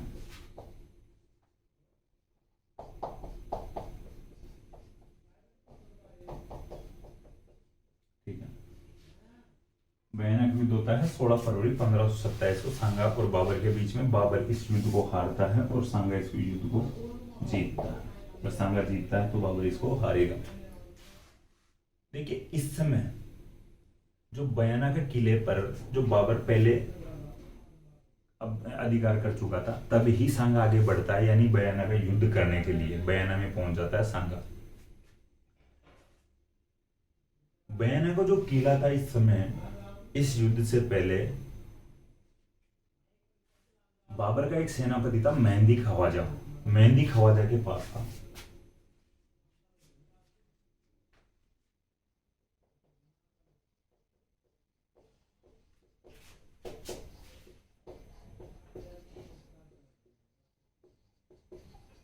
ठीक है, इस युद्ध से पहले ये बयाना का किला था, ये बाबर का एक सेनापति था, मेहंदी खवाजा के अधिकार में था, मेहंदी खवाजा के पास में था। मेहंदी खवाजा को लगता है कि भाई सांगा इधर बयाना का युद्ध करने के लिए बयाना में आ चुका है, तो फिर ये वापस मैसेज करता है बाबर के पास, जो मेहंदी खवाजा, और जो बाबर था और सेना लेके भेजता है या और सेना भेजता है। ठीक है, तो एक सेनापति के जो अंडर में एक और सेना भेजता है बाबर इस युद्ध के लिए या बयाना के युद्ध के लिए, मोहम्मद सुल्तान मिर्जा के नेतृत्व में।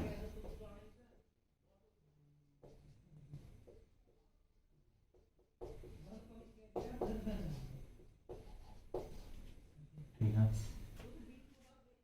पहले से ये मेहंदी खवाजा के पास में बयाना का किला था, ये भी बाबर का एक सेनापति था, लेकिन इसको लगता है भाई सेना अपनी कम है, सांगा की सेना ज्यादा है, तो फिर मेहंदी खवाजा मैसेज करता है बाबर के पास, तो बाबर मोहम्मद सुल्तान मिर्जा एक और सेनापति के नेतृत्व में और सेना भेजता है, लेकिन इस युद्ध को सांगा जीत जाता है। ठीक है, फाइनली बयाना के युद्ध को सांगा जीत जाता है, बाबर हार जाता है, बाबर की सेना हार जाती है। बाबर इस युद्ध में नया, देखिए मुस्लिम यानी जो ये इस प्रकार बाहर की जो शक्तियां थी, इनका एक अलग तरीका था, और यहाँ वाले जो राजा थे, राजपूत शासक थे, इनका एक अलग तरीका था। राजपूत जो शासक थे या राजस्थान वाले जो राजा थे, ये किसी भी युद्ध में खुद लड़ने के लिए जाते थे, और वो जो मुस्लिम शासक थे या बाहरी जो शक्तियां थी या विदेशी जो शक्तियां थी, ये खुद जो मुस्लिम शक्तियां थी, ये जो राजा होते थे, ये सुल्तान होते थे, ये खुद युद्ध में नहीं आते थे, अपने सेना को सेनापतियों के अंडर में भेजते थे। ठीक है, तो फिर दूसरे युद्ध में बाबर खुद आता है। आगे 1 महीने बाद में ही एक और युद्ध होता है, खानवा का युद्ध। अब बात करते हैं खानवा युद्ध की, वो इंपॉर्टेंट है थोड़ा, ठीक। ये भयानक युद्ध 16 फरवरी 1527 को होता है।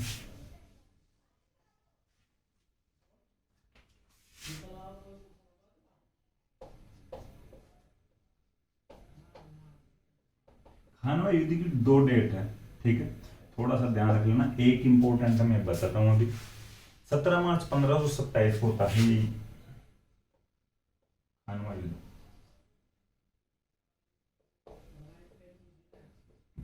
ठीक।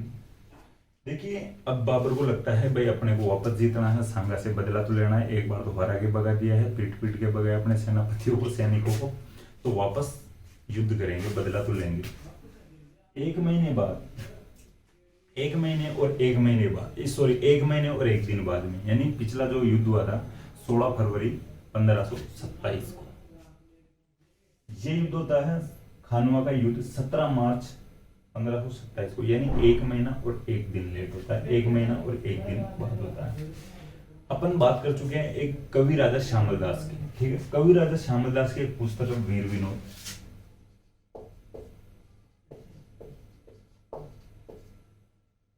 इस पुस्तक के अकॉर्डिंग इसमें डेट बताई गई है 16 मार्च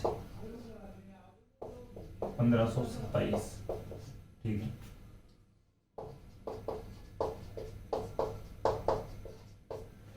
अगर एग्जाम में क्वेश्चन पूछ ले कि कवि राजा श्यामल दास की पुस्तक वीर विनोद के अनुसार खानवा युद्ध की तिथि बताइए, तो 16 मार्च 1527 है, यानी जस्ट 1 महीने बाद। यानी ये थोड़ा सा समझ लेना या थोड़ा सा माइंड इस प्रकार से लगा लेना, भाई किसी कवि ने इस प्रकार से कल्पना की है कि भाई जब पहले वाला युद्ध 15 यानी 16 फरवरी 1527 को हुआ है, तो अगले वाला युद्ध भी जस्ट 1 महीने बाद हुआ है, ठीक है। थोड़ा सा मैं थोड़ा समझने की बात बता रहा हूँ। इस प्रकार भाई किसी कवि ने कल्पना की है, ठीक है, भाई 1 महीने बाद हुआ होगा, तो उसने जस्ट 1 महीने बाद युद्ध करवा दिया। वीर विनोद के अनुसार कवि राजा श्यामल दास ने 1 महीने बाद युद्ध करवा दिया। वैसे ओवरऑल इतिहासकार कहते हैं, बताते हैं डेट, या डेट अपने को मिलती है ज्यादा ऑथेंटिक, वो मिलती है 17 मार्च 1527, यानी 1 महीना और 1 दिन बाद में युद्ध होता है खानवा का युद्ध, ये बात होती है। देखिए इस युद्ध में फैक्ट ज्यादा सामने आते हैं, लेकिन ये जो मैं पहले थोड़ी सी आपको बात बता दूं, ये युद्ध आपको पता होगा सांगा वर्सेस बाबर के भी में हुआ। इस युद्ध को सांगा हारता है फाइनल, ठीक है। इस युद्ध को सांगा हारता है, ये इस युद्ध को जीतता है, बाबर जीतता है। फाइनल जो रिजल्ट मैं पहले आपको बता दिया हूं, खानवा युद्ध को सांगा हारता है और बाबर जीतता है। अब बात करते हैं क्यों तो हारता है, कैसे हारता है, ठीक है, इन सभी की बात करेंगे। क्या इसके परिणाम वगैरह, इसका जो इंपॉर्टेंस क्या रहती है, उनकी भी अपन थोड़ी थोड़ी बात करेंगे। देखिए बाबर को लगता है पहले अपन इस यानी बयाना वाले युद्ध को हारे हुए हैं। हालांकि बाबर तैयारी खूब कर लेता है 1 महीने में। बाबर को लगता है भाई सैनिक पता नहीं साथ देंगे कि नहीं देंगे। बाबर एक दिन भाषण देता है अपनी सेना को सामने बुला के, अपन युद्ध करेंगे 17 मार्च 1527 को सांगा के खिलाफ। बाबर के सेनापति और सैनिक थे वो मना कर देते, भाई हम तो आज करें न कल करें। पिछले महीने की आपको पता नहीं है क्या, ढंग से मारा, ढंग से पिटा, भगा भगा के मारा, दौड़ा दौड़ा के मारा। हम तो आज लड़े न कल लड़े। बाबर को लगे भाई यार ये तो माहौल खराब करेंगे, अगर ये नहीं लड़े तो वापस भगा भगा के पीटेगा वो सांगा। फिर थोड़े भाषणबाजी करता है बाबर और कहता है भैया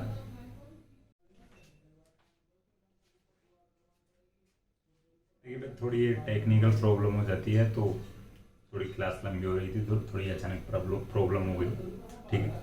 तो आगे बात करते हैं यानी कि, तो बाबर को लगता है भाई यार ये अगर वापस नहीं चले अपने साथ युद्ध करने के लिए तो युद्ध में अपन वापस हारेंगे और अपना जो भी प्लान है बिल्कुल फेल हो जाएगा। भारत पर राज क्या, कहीं भारत में तो किसी कोई रियासत पे राज नहीं कर सकते अपन। तो भाई ये किसी न किसी प्रकार से भाषण देता है, ढंग से अच्छे से कोऑपरेट करता है अपने सैनिकों को, और ये इस युद्ध से पहले जिहाद की घोषणा करता है।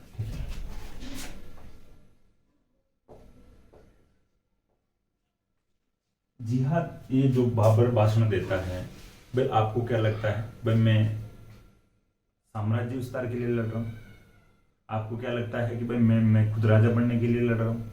कुछ से नहीं कहते भाई, आप तो बिल्कुल लड़ रहे हो, और तो क्या है, लगता ही है खुद राजा बन जाओगे, हमें और मरवा दोगे उनसे, और खुद या तो पहली बात तो हारोगे, और वैसे जीत भी जाओगे तो आप राजा बनोगे, हमें क्या मिलने वाला।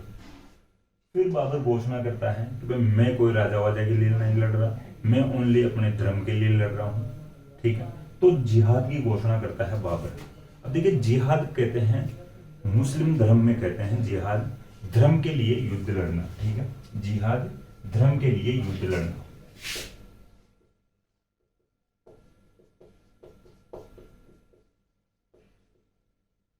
मैं जिहाद करूंगा, आप अगर चलना चाहो तो ठीक है, वरना मैं अकेला जाके लड़ूंगा, ठीक है।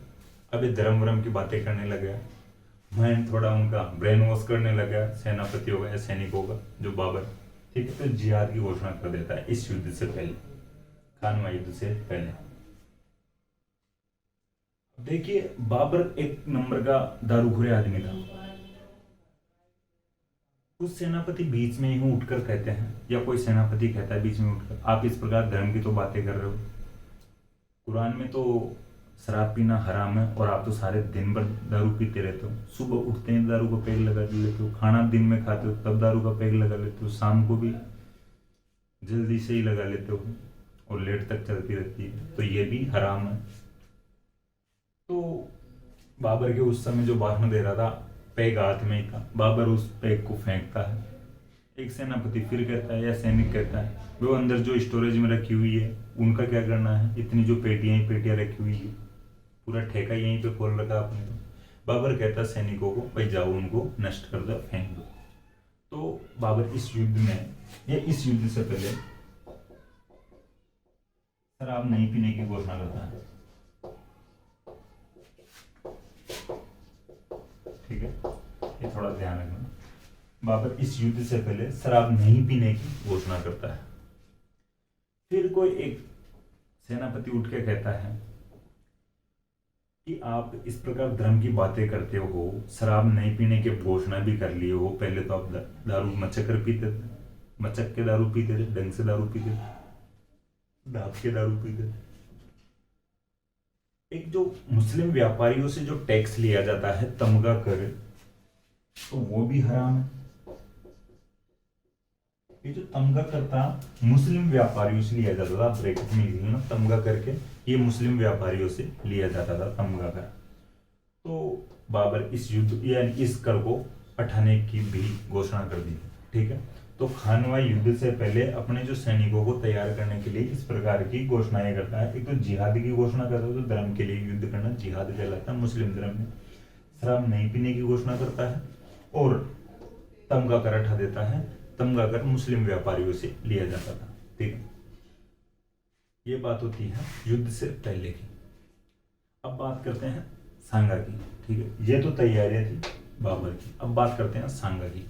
सांगा को लगा भाई यार, बाबर उधर युद्ध करने के लिए आ रहा है, अपनी जो सेना में कोई कमी नहीं रहनी चाहिए। तो सांगा ने प्लानिंग की, कौन अपन राजस्थान के सभी राजाओं को एक जगह की करते हैं, एकत्रित करते हैं, बाबर के खिलाफ राजस्थान की सभी जो रियासतें हैं उन राजाओं को निमंत्रण भेजते हैं, बुलावा भेजते हैं कि बाबर के खिलाफ मेरी हेल्प करो, मेरी नहीं पूरे राजस्थान की हेल्प करो, और पूरे राजस्थान की नहीं बल्कि एक प्रकार से भारत की हेल्प करो, ठीक है भाई। एक विदेशी शक्ति है, वो कौन भाई राजस्थान पे आक्रमण करेगी, अगर राजस्थान को जीत लेगी तो उसके लिए आसान हो जाएगा भारत पर राज करना। तो सभी राजस्थान के सभी राजाओं को सांगा पत्र भेजता है बाबर के खिलाफ लड़ने के लिए, सांगा के पक्ष में। वो जो सांगा पत्र भेजा था राजस्थान के सभी राजाओं के पास, उनको बोला गया है पांति परवन। ये इंपॉर्टेंट है, ये ध्यान रखना, पांति परवन क्या कहलाता है। उधर जिहाद, तमगा कर, शराब नहीं पीने की घोषणा, ये कोई इंपॉर्टेंट नहीं। इधर इंपॉर्टेंट है पांति परवन, सांगा की तरफ से पांति जो पत्र भेजे गए थे राजस्थान के अन्य राजाओं के पास, अन्य रियासतों में, उन पत्रों को बोला गया, उस पत्राचार को बोला गया है पांति पर्वन, ठीक है। पांति पर्वन क्या है, तो ये क्वेश्चन बन सकता है इस प्रकार से।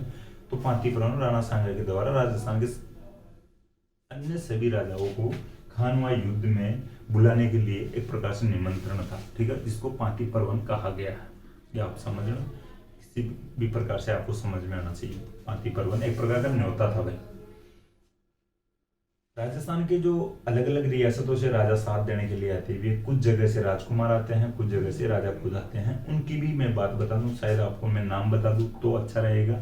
बोर्ड पे लिखने में अपना जो क्लास का टाइम लंबा खींचेगा और कोई बड़ी बात नहीं है, और आप लिख सकते हो। आप एक तो लिख लेना, आमेर से एक राजा आया था, पृथ्वीराज, ठीक है, पृथ्वीराज आमेर से आया था। आप लिख लेना भाई, नाम लिखने की आवश्यकता नहीं है, कोई अटपटा नाम लगेगा मैं शायद और एक बार रिवाइज कर दूंगा, बोल दूंगा या रिपीट कर दूंगा, ठीक है। तो आमेर का पृथ्वीराज आया था सांगा के लिए बाबर के खिलाफ लड़ने के लिए, ठीक है, सांगा के पक्ष में बाबर के खिलाफ लड़ने के लिए आमेर का पृथ्वीराज आता है।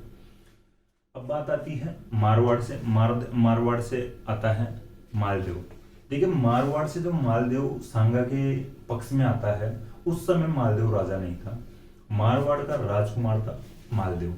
मारवाड़ का राजा था उस समय गांगा, राव गांगा, ठीक है। तो ये बात हो चुकी है। जयपुर से यानी आमेर से पृथ्वीराज आता है, मारवाड़ से मालदेव आता है, उस समय राजा गांगा था मारवाड़। बीकानेर का कल्याणमल आता है, बीकानेर का उस समय राजा था जैत सिंह, ठीक है, बीकानेर का जैत सिंह उस समय राजा था, लेकिन अपने बेटे जो राजकुमार कल्याणमल को भेजता है, ठीक है भाई, तुम जाओ, तुम जाके उनके जो उसके पक्ष में उसकी सहायता करे, ठीक है भाई।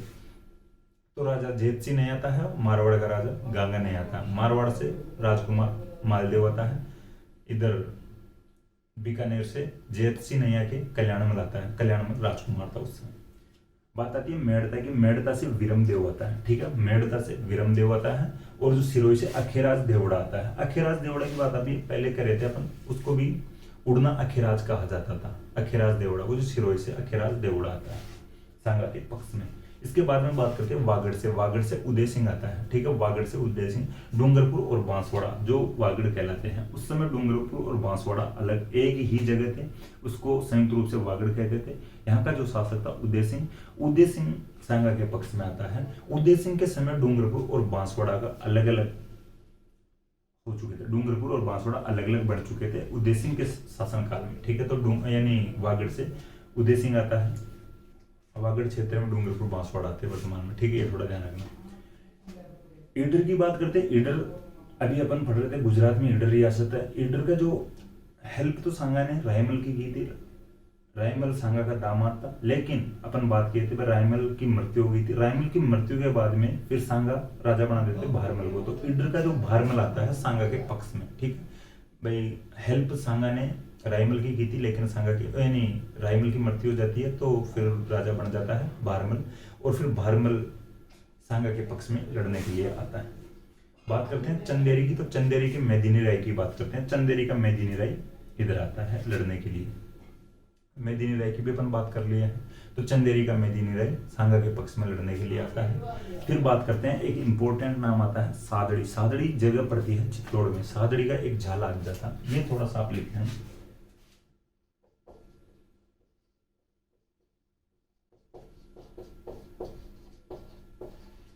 ठीक है। ये झाला अज्जा था सादड़ी का, सादड़ी चित्तौड़ में पड़ती है, ये इंपॉर्टेंट नाम है। झाला अज्जा का भी युद्ध के दौरान भी और बात करेंगे अपन। तो झाला अज्जा भी आता है सादड़ी से। सलूम्बर, ये अपन पहले बात कर चुके। सलूम्बर एक प्रथम श्रेणी ठिकाना था, सबसे बड़ा ठिकाना था मेवाड़ में, उदयपुर में सलूम्बर। तो सलूम्बर का रतन सिंह चुंडा होता था, ठीक है, ये भी ध्यान रखना। रायसीन मध्य प्रदेश में पड़ता है, रायसीन का सलहदी तंवर आता है, ठीक है, ये थोड़ा ध्यान रखना। रायसीन जो मध्य प्रदेश में पड़ती है जगह, तो रायसीन का सलहदी तंवर आता है सांगा के पक्ष में। इसके बाद में बात करते हैं इब्राहिम लोदी का एक भाई भी आता है महमूद लोदी, ठीक है। इब्राहिम लोदी का छोटा भाई आता है महमूद लोदी, ठीक है। उधर भाई बाबर के खिलाफ इसके जो मित्रता बढ़ गई थी सांगा की यानी लोदियों की, ठीक है, तो फिर लोदी आते हैं सांगा के पक्ष में। तो छोटा भाई आता है महमूद लोदी। और एक मेवात का आता है हसन खान मेवाती, ठीक है। ये बातें हो चुकी है। पांति परवन के परिणाम स्वरूप ये जो राजा आते हैं सांगा के पक्ष में सांगा की सहायता के लिए, इनकी अपन बात किए हैं। जैसे आमेर का पृथ्वीराज, सिरोही का अखेराज देवड़ा, जिसको उड़ना अखेराज भी कहा जाता था। मारवाड़ से आता है मालदेव जो राजकुमार था, राजा उस समय गंगा था। यानी बीकानेर से आता है कल्याणमल जो राजकुमार था, उस समय बीकानेर का राजा था जैत सिंह था। चंदेरी का मेदिनी राय आता है, ईडर से बहरमल आता है, और रायसीन का सलाहद्दीन तंवर आता है, इब्राहिम लोदी का छोटा भाई महमूद लोदी आता है, और मेवात का सन खान मेवाती आता है। ठीक है, ये थोड़ा ध्यान रखना। वागड़ का उदय सिंह आता है। अब युद्ध शुरू होता है, युद्ध मैदान में आ जाती है सेनाएं।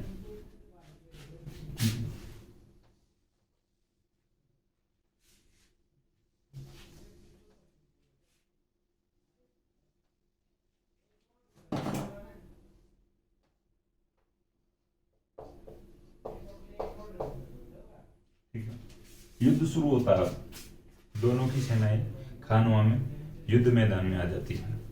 युद्ध होता है, सांगा घायल हो जाता है।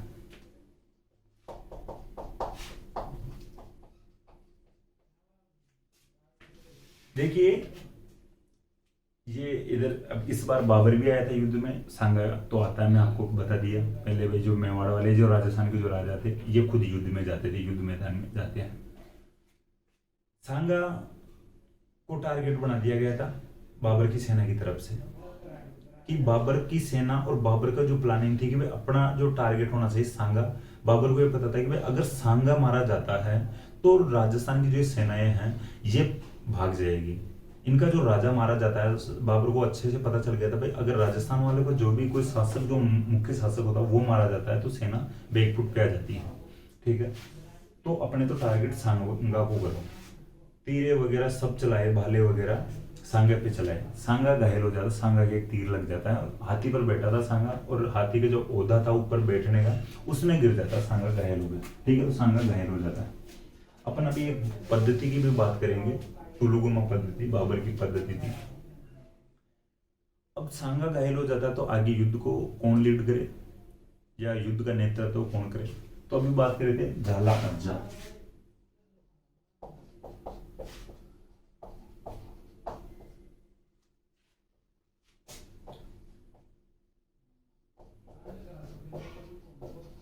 देखिए, जो मेवाड़ में एक जो इनकी परंपरा चलती आ रही थी कि अगर कोई भी राजा मेवाड़ का अगर इस प्रकार से घायल हो जाता है, युद्ध मैदान से बाहर चले जाता है, तो इस युद्ध को जो लीड करेगा, ये सेना को लीड करेगा, वो सादड़ी का कोई भी जो शासक होगा या सामंत होगा वो करेगा। ठीक है, तो सादड़ी का इस समय सामंत या शासक था झाला अज्जा।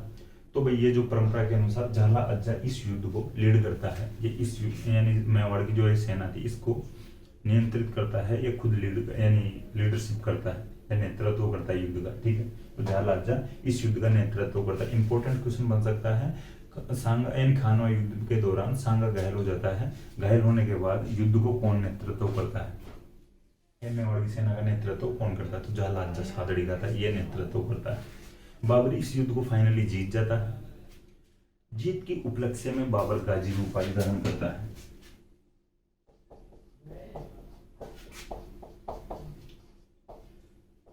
ठीक है, इस जीत की उपलक्ष्य में बाबर गाजी की उपाधि धारण करता है।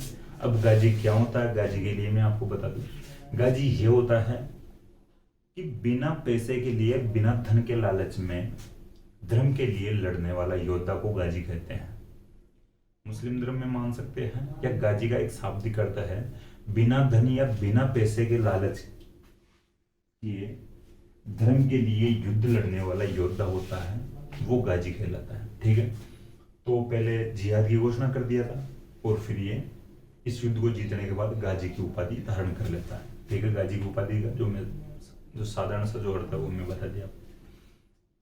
अब इस युद्ध को जीतने के बाद में बाबर की और आगे प्लानिंग होती है। अब क्या करना है? चंदेरी की तरफ जाता है बाबर।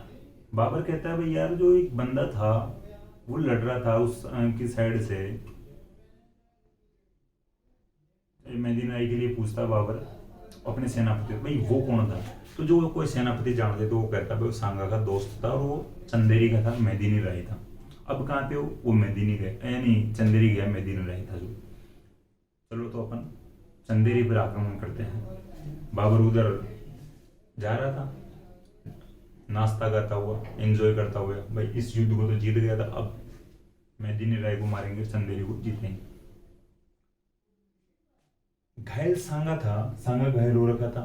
घायल सांगा को युद्ध मैदान से लेके जाते हैं बसुआ में, उठाकर लेके जाते हैं। बसुआ जो है, ये जो स्थान है ये दौसा में पड़ता है। यहां पर ले जाकर सांगा का इलाज किया जाता है। ठीक है, ये ध्यान रखना, इलाज किया जाता है। सांगा को होश आता है। सांगा पूछता है भाई अपन कहाँ पे हैं, तो सांगा के सेनापति थे, वो सैनिक थे बचे हुए, वो कहते हैं भाई अपन तो दौसा में है, बसुआ में। ठीक, बसुआ दौसा में है। तो युद्ध का क्या हुआ कि युद्ध अपन हार गए हैं, बाबर युद्ध जीत गया है। अब क्या करना है, बाबर अब कहाँ है? सांगा कहता है, क्वेश्चन करता है। सेनापति कहते हैं कि भाई वो तो अब चंदेरी गया है और मेदिनी राय को से लड़ने गया है। मेदिनी राय के लिए पूछा, मेदिनी राय कहाँ पे? वो चंदेरी है, तो बता। तो सांगा कहता है भाई अपन चंदेरी चलेंगे, मेदिनी राय के पक्ष में लड़ेंगे। मेदिनी राय अपनी हेल्प किया था। सांगा के सेनापति और सैनिकों को लगे यार इसके एक हाथ नहीं है, पैर नहीं है, आंख फूट रही है इसकी पहले से, इसके शरीर पे 80 से लगभग ज्यादा घाव हो रखे हैं और फिर भी लड़ने की कोशिश कर रहा है। ये खुद तो मरेगा, जो मरेगा अपने को और मरवाएगा। तो वो मना करते भाई अपन नहीं चलेंगे। लेकिन सांगा कहता है कि भाई जब तक जान है तब तक अपन लड़ेंगे। मेदिनी राय अपने लिए लड़ा था तो अपन लड़ेंगे, चलेंगे। सांगा जाता है, एक पैर से जाने की कोशिश करता है। बंदा योद्धा बंदा था भाई, ठीक है। तो सांगा उठ के जाने की कोशिश करता है। सेनापतियों और जो सैनिकों को लगता है भाई यार ये तो मरेगा, जो मरेगा अपने को और मरवाएगा, घर बार बिक जाएंगे अपने पीछे से, बाबर अपने घर वालों को परेशान करेंगे। इरिच एक स्थान पड़ता है यूपी और एमपी बॉर्डर पर।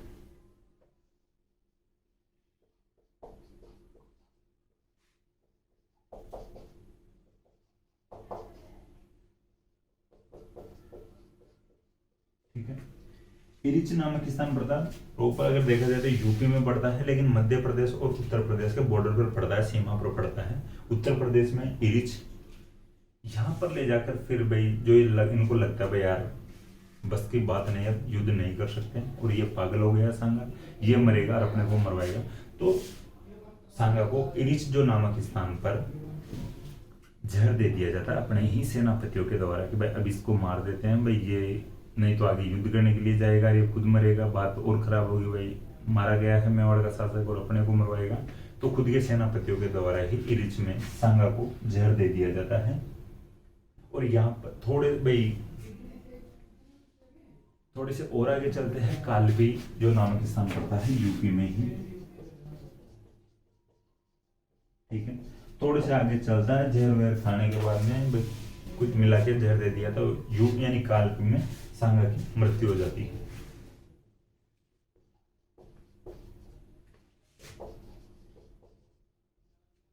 ठीक है, इरिच यूपी एमपी बॉर्डर है, यूपी में जहर दिया गया था सांगा को, और जो कालपी यूपी में सांगा की मृत्यु हो जाती है। एक स्थान और याद रखना इंपॉर्टेंट है, फिर सांगा की जो मांडलगढ़ भीलवाड़ा,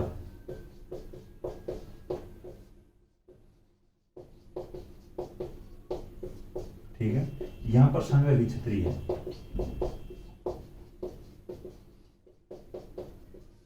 सेनेटअप बोल सकते हैं, ये सांगा की छतरी मांडलगढ़ भीलवाड़ा में है। ये कुछ स्थान को याद रखने हैं। इरिच यूपी एमपी बॉर्डर पर सांगा को, यानी बसवा दौसा में इलाज किया गया था सांगा का। इरिच यूपी में है, यहाँ पर जहर दिया गया था सांगा को। काल उत्तर प्रदेश में कालबी में मृत्यु हुई सांगा की, और मांडलगढ़ भीलवाड़ा में सांगा की छतरी है।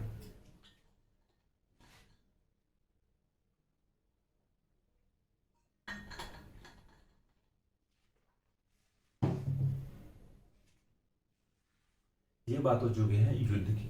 फाइनली बाबर इसको जीतता है इस युद्ध को, और सांगा हारता है। अब बात करते हैं सांगा की उपाधियों की। सांगा की दो उपाधियां थी, एक तो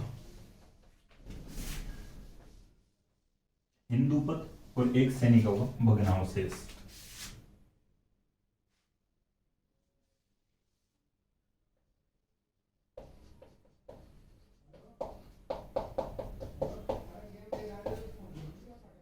हिंदूपत, ये हिंदुओं का स्वामी था, हिंदू धर्म के लिए लड़ रहा था, ठीक है, हिंदुओं की रक्षा कर रहा था, इसलिए हिंदूपत की उपाधि दी गई थी सांगा को। और एक सैनिकों का भग्नावशेष।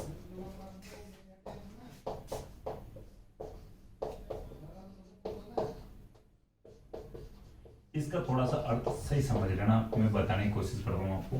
सैनिकों का भग्नावशेष, भग्न का अर्थ होता है टुकड़ा, टुकड़ा, ठीक है। अवशेष का मतलब तो आप सब समझते हो, अवशेष का मतलब बचा हुआ। तो सैनिकों का एक प्रकार से बचा हुआ टुकड़ा, एक हाथ नहीं था सांगा के, एक पैर नहीं था, एक आंख नहीं थी, तो इस प्रकार से पूर्ण रूप से सांगा का पूरा शरीर नहीं था।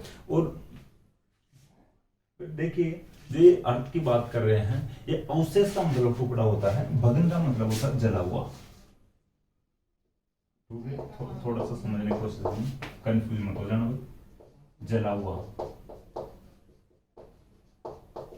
सैनिकों का एक प्रकार से जला हुआ टुकड़ा। भाई जो युद्ध में, भाई अपन और बातें करेंगे, अभी तोपों की बातें करेंगे। बाबर सबसे पहले तोपों का प्रयोग करता है यहाँ पे भारत में, ठीक है,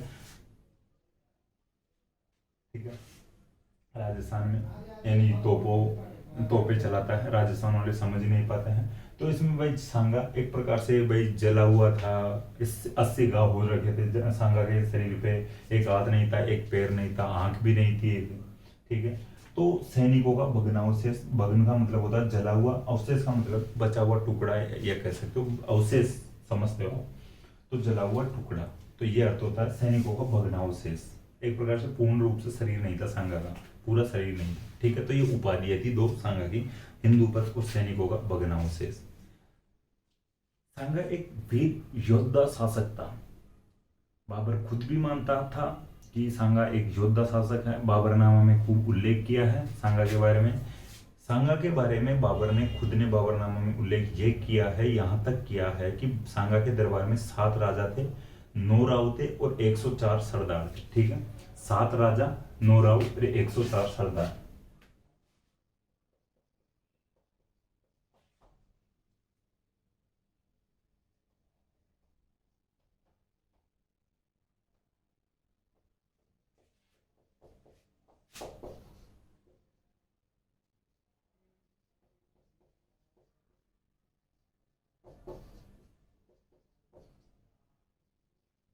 एक प्रकार से भाई ये पोस्ट है भाई। 7 तो सांगा के दरबार में राजा रहते थे, ठीक है भाई, इनके दरबार में 7 तो राजा थे, 9 राव थे, राजा से छोटा पद, और 104 जो सरदार थे भाई, इनसे छोटा पद, ठीक है भाई। ये लोग थे, ये लोग तो इनके दरबार में रहते थे। तो इस प्रकार से एक योद्धा बंदा था, बाबर खुद मानता था इस बात को। बाबर का उल्लेख है 7 राजा, 9 राव और 104 सरदार। ये बात हो चुकी है। अब बात कर लेते थोड़ी सी कारणों की और थोड़ा सा महत्व खानवा युद्ध का। ये जो कारण और महत्व है, इनमें मुझे लगता है जहां तक होगा, जहां तक कोशिश करेंगे, मैं बोल के बताऊंगा, आप सुनने की और समझने की कोशिश करना। कारणों की बात करते हैं, सांगा की हार के कारण।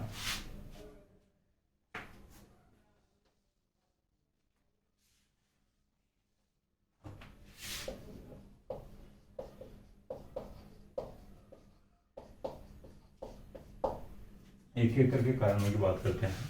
देखिए सांगा की सेना में एक तो सबसे बड़ा जो हार का कारण था कि सेना में एकता की कमी, ठीक है, सेना में एकता की कमी, फर्स्ट पॉइंट डाल के लिख सकते हो हार के कारणों में, सेना में एकता की कमी। अब सेना में एकता की कमी मैं बताऊं कैसे, कि जो सांगा की जो सेना थी अलग अलग टुकड़ियों में थी। जैसे आमेर का पृथ्वीराज अपनी सेना लेके आया था, जो मारवाड़ का मालदेव अपनी सेना लेके आया था, बीकानेर का जो कल्याणमल अपनी सेना लेके आया था, सिरोही का खिराज देवड़ा अपनी सेना लेके आया था, ठीक है। रायसीन का जो सलादी तंवर था वो अपनी सेना लेकर आया था, महमूद जो लोधी था वो अपनी सेना लेके आया था, और भी जो अपन बात करते हो झाला अज्जा अलग सेना लेके आया था, जो सलूम्बर का रतन सिंह चुंडा अपनी अलग सेना लेके आया था। तो ये अलग अलग शासकों के नेतृत्व में जो सेना लड़ रही थी मेवाड़ की, ठीक है।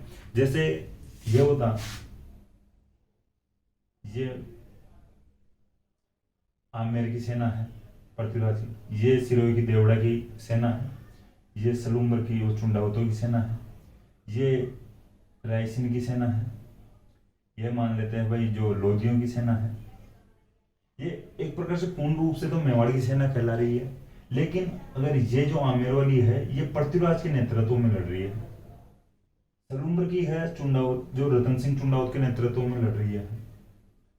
सलाहुद्दीन तंवर के नेतृत्व में लड़ रही है एक सेना, अखेराज देवड़ा की नेतृत्व में लड़ रही है। तो इस प्रकार से जो सेनाएं हैं अलग अलग सेनापतियों के या अलग अलग शासकों के जो नेतृत्व में लड़ रही थी। तो एक तो ये होता था, जैसे ये इस सेना का जो ये राजा था ये डिसीजन देगा, इसके साथ वाली सेना वैसे ही करेगी। इस जो सेना की टुकड़ी थी, इस ये राजा जो डिसीजन देगा वैसे ही ये सैनिक डिसीजन लेंगे, ठीक है, तो या वैसे ही करेंगे। तो एक प्रकार से सेना की में एकता की कमी थी। अलग अलग सेना या अलग अलग सेनाएं अलग अलग सेनापतियों के नेतृत्व में लड़ रही थी, ठीक है। अब दूसरा कारण ले सकते हैं बाबर का तोपखाना। बाबर के पास तोपखाना था। राजस्थान के किसी राजा ने पहले तोपों से युद्ध नहीं किया था। तोप सामने वाली शक्तियों के पास कभी पहले तोप नहीं थी। ऐसे युद्ध पहले हाथों हाथ यानी हथियारों यानी भालों और तलवारों से ही युद्ध करते थे। तो ये तोपखाना था बाबर के पास। बाबर की तोपें उधर से आ रही सांगा की सेना पर। सांगा की सेना को लगा ये तो कोई आसमान से करामात हो रहा है। देवी देवताओं के सामने बोलने लग गए थे भाई ये क्या कर दिया है, ये क्या हो रहा है। इनको समझ में नहीं आ रहा था, तो तोप के घोड़े आ रहे हैं। तो बाबर का तोपखाना भी एक कारण था हार का, ठीक है। तीसरी जो पद्धति थी, अभी अपन बात कर रहे हैं बाबर की तुलुगुमा पद्धति।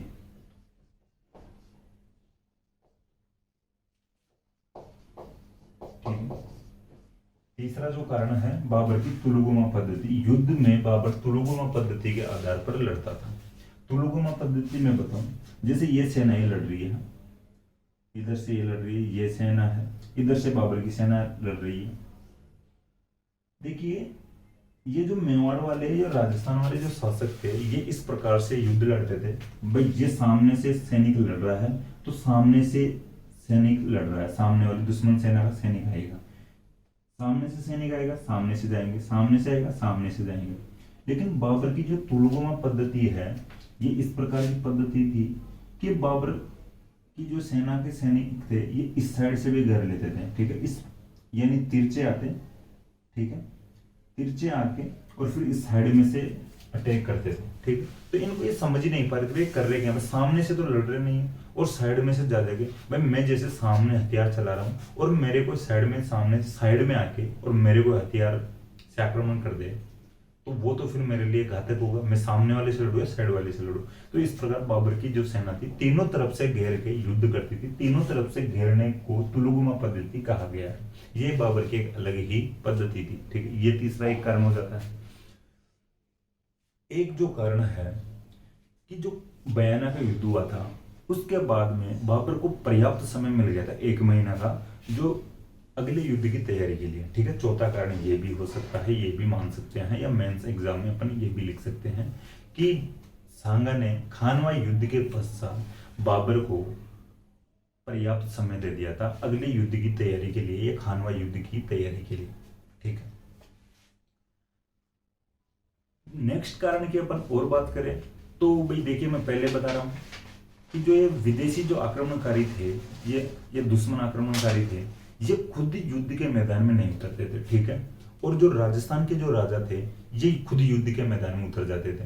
वे खुद युद्ध के मैदान में उतर जाते थे और वो नहीं उतरते थे। उनको ये लगता था अगर जो सेना थोड़ी घायल हो जाती है, मारी जाती है, तो अगर सम्राट बचेगा, सुल्तान बचेगा, तो वापस सेना तैयार करके ले आएगा और वापस अगले साल युद्ध कर लेंगे। तो उनकी ये प्लानिंग होती थी। और अगर सुल्तान ही मारा गया तो फिर सेना बिखर जाएगी, सेना एक जगह नहीं हो पाएगी और अपन जीत नहीं पाएंगे। और ये जो राजस्थान के राजा थे ये खुद युद्ध में जाते थे और ये युद्ध यानी सेना को उधर मोटिवेट करते थे और खुद लीड करते थे युद्ध को। इनकी ये भी कमी थी। तो राणा सांगा खुद युद्ध के मैदान में उतर जाना भी इसका एक हार का कारण था। भाई खुद नहीं उतरता, वो पीछे से लीड करता और वो बीच में आके अपने सेनापतियों को कहता है भाई मुझे आगे ले चलो, मेरी सेना मर रही है तोपों से। और ये तुलुगुमा पद्धति से सांगा देख रहा था और सांगा से रहा नहीं गया और सांगा खुद आगे आ जाता है और बाबर फिर उसको टारगेट करवा लेता है अपने सेनापतियों से और खुद भी टारगेट कर लेता है और सांगा के ऊपर तीर चलाए जाते हैं, ठीक है। ताबड़तोड़ वार किए जाते हैं और सांगा घायल हो जाता है। अगर सांगा नहीं जाता उस युद्ध में फिर वापस सेना गठित कर लेता और युद्ध कर सकता था, लेकिन फिर सांगा मारा जाता फाइनल, ठीक। फिर जो एक नेक्स्ट कारण हो सकता है हार का कि सांगा के कुछ जो साथी थे उन्होंने सांगा के साथ विश्वासघात भी किया था, ठीक है। सांगा के जो और जो साथ के सैनिक थे या सेनापति थे और जो यानी टुकड़ियों में आए हुए थे उन्होंने भी विश्वासघात किया था, ठीक है। सांगा के साथ विश्वासघात हुआ था। विश्वासघात जैसे अपन बात करें तो रायसीन का जो सलहदी तंवर था, एमपी वाला, मध्य प्रदेश के रायसीन का सलहदी तंवर था, ये बाबर की तरफ मिल जाता है। ठीक है, तो ये ध्यान रखना। नागौर के भाई खानजादी मुस्लिम थे, ठीक है, नागौर के खानजादी मुस्लिम भी बाबर की तरफ मिल जाते हैं, भाई खुद मुस्लिम थे, बाबर की तरफ मिल जाते थे। ठीक है, तो रायसीन का सलहदी तंवर और नागौर का, ये नागौर के खानजादी मुस्लिम बाबर की तरफ मिल जाते हैं, तो ये थोड़ा ध्यान रखना। अब फिर और आगे कारण की बात करें, हार के कारण, ठीक है, मुगल सेना घोड़ों का प्रयोग करती थी युद्ध के दौरान। ठीक है, और जो ये राजस्थान की जो सेनाएं होती थी, जो शासक थे, ये घोड़ों के साथ साथ हाथियों का भी प्रयोग करते थे। ठीक है, तो आप भी समझ सकते हो, घोड़ा एक अच्छे से मूव कर सकता है किसी भी जगह, अचानक भागता भागता किसी भी तरफ टर्न ले सकता है, यू टर्न ले सकता है। ठीक है, और हाथी को टर्न लेने में टाइम लगता है, हाथी को घूमने में टाइम लगता है। हाथी थोड़ा सा लचीला जानवर है भाई, ये एक प्रकार से एक्टिव नहीं रहता है, धीरे धीरे मूव करता है, मूवमेंट धीरे धीरे करता है, तो इसकी जो हाथी की बॉडी भी इतनी एक्टिव नहीं रहती है। ठीक है, तो जैसे घोड़े की तुलना में तो नहीं ही रहती है। ठीक है, हाँ शक्तिशाली हो सकता है जो हाथी, लेकिन इतना जो एक्टिव नहीं रहता घोड़े की तुलना में। घोड़ा थोड़ा तेज गति से भागता है या गति करता है। ठीक है, आगे तो बाबर की सेना में ये सैनिकों ने घोड़ों का प्रयोग किया था, या बाबर की सेना ने घोड़ों का प्रयोग किया था, और जो मेवाड़ की सेना ने हाथियों का प्रयोग किया था, ये भी एक कारण हो सकता है। ठीक है, फिर एक और कारण देख सकते हैं अपन हार का, कि जो बाबर की सेना है उसके पास तोपखाना तो था ही, लेकिन उसके पास जो और हथियार थे वो हल्के हथियार थे, जैसे तलवारें हल्की थी, और भी जो घुमाने वाली जो तलवारें वलवारें आती हैं, जो हथियार आते हैं, उनका आप नाम देख सकते हो सर्च करके, तो वो हल्के हथियार थे। और जो ये मेवाड़ की सेना थी, इनके पास भारी हथियार थे, जैसे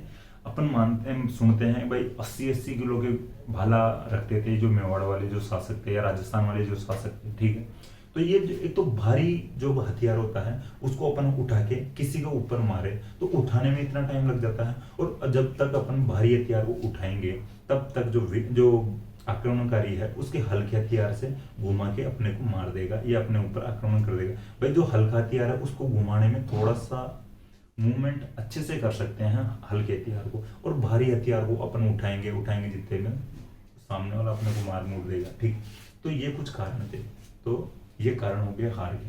अब बात करते हैं, यानी जो खानवा युद्ध का जो महत्व परिणाम निकल के अपने सामने आता है या प्रभाव सामने आते हैं, उनकी भी थोड़ी बात कर लेते हैं। ठीक है, परिणाम भी मैं आपको समझाता हूँ, बोलकर समझाता हूँ, आप लिख लेना एक एक करके। मैं परिणाम या प्रभाव या महत्व समझाता हूँ, क्या इंपॉर्टेंस रही है इस युद्ध की। देखिए, खानवा युद्ध अंतिम युद्ध था। ठीक है, खानवा युद्ध अंतिम युद्ध था जिसमें राजस्थान के जो राजपूत राजाओं में एकता देखी गई थी। किस प्रकार से भाई जो सांगा पांति पर्वन के माध्यम से जो और राजाओं को अपने पक्ष में बुलाता है, तो खानवा एक प्रकार से अंतिम युद्ध था जिसमें राजस्थान के राजपूत राजाओं में अंतिम यानी एकता देखी गई है। ठीक है, ये एक पॉइंट है, ये एक महत्व है, या एक प्रभाव है, या एक परिणाम था। नेक्स्ट परिणाम या प्रभाव या महत्व देखते हैं कि अफगानों तथा राजपूतों को हराने के बाद, ठीक है, अफगानों और राजपूतों को हराने के बाद, यानी अफगान जो लोधी थे, लोधियों को हरा दिया था बाबर, और फिर फाइनली खानवा युद्ध में बाबर सांगा को या मेवाड़ को हरा देता है या राजपूतों को हरा देता है। तो राजपूतों और अफगानों को हराने के बाद बाबर के लिए भारत में राज करना आसान हो गया था। ठीक है, तो ये भी एक दूसरा महत्व प्रभाव या परिणाम हो सकता है। दो परिणामों की बात कर लिए।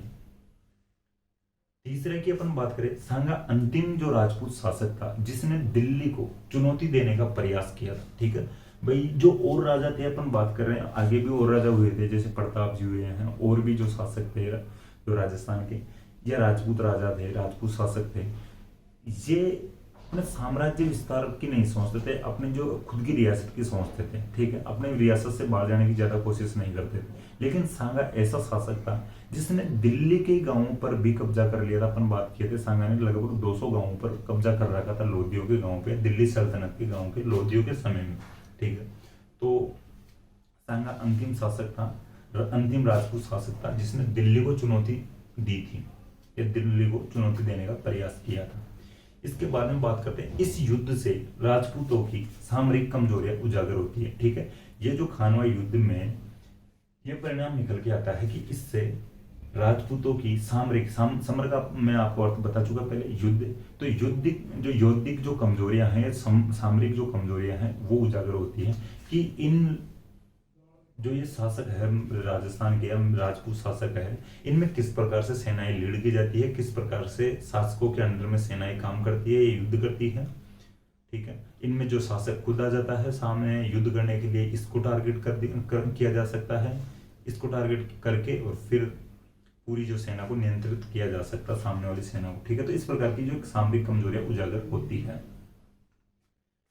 इसके बाद में बात करते हैं, सांगा के बाद में ऐसा कोई बड़ा हिंदू राजा, हालांकि आगे प्रताप हुए हैं अपन मान रहे हैं, लेकिन सांगा के आसपास, ठीक है, सांगा के बाद में, सांगा की मृत्यु के बाद में ऐसा कोई बड़ा हिंदू राजा नहीं बचा था।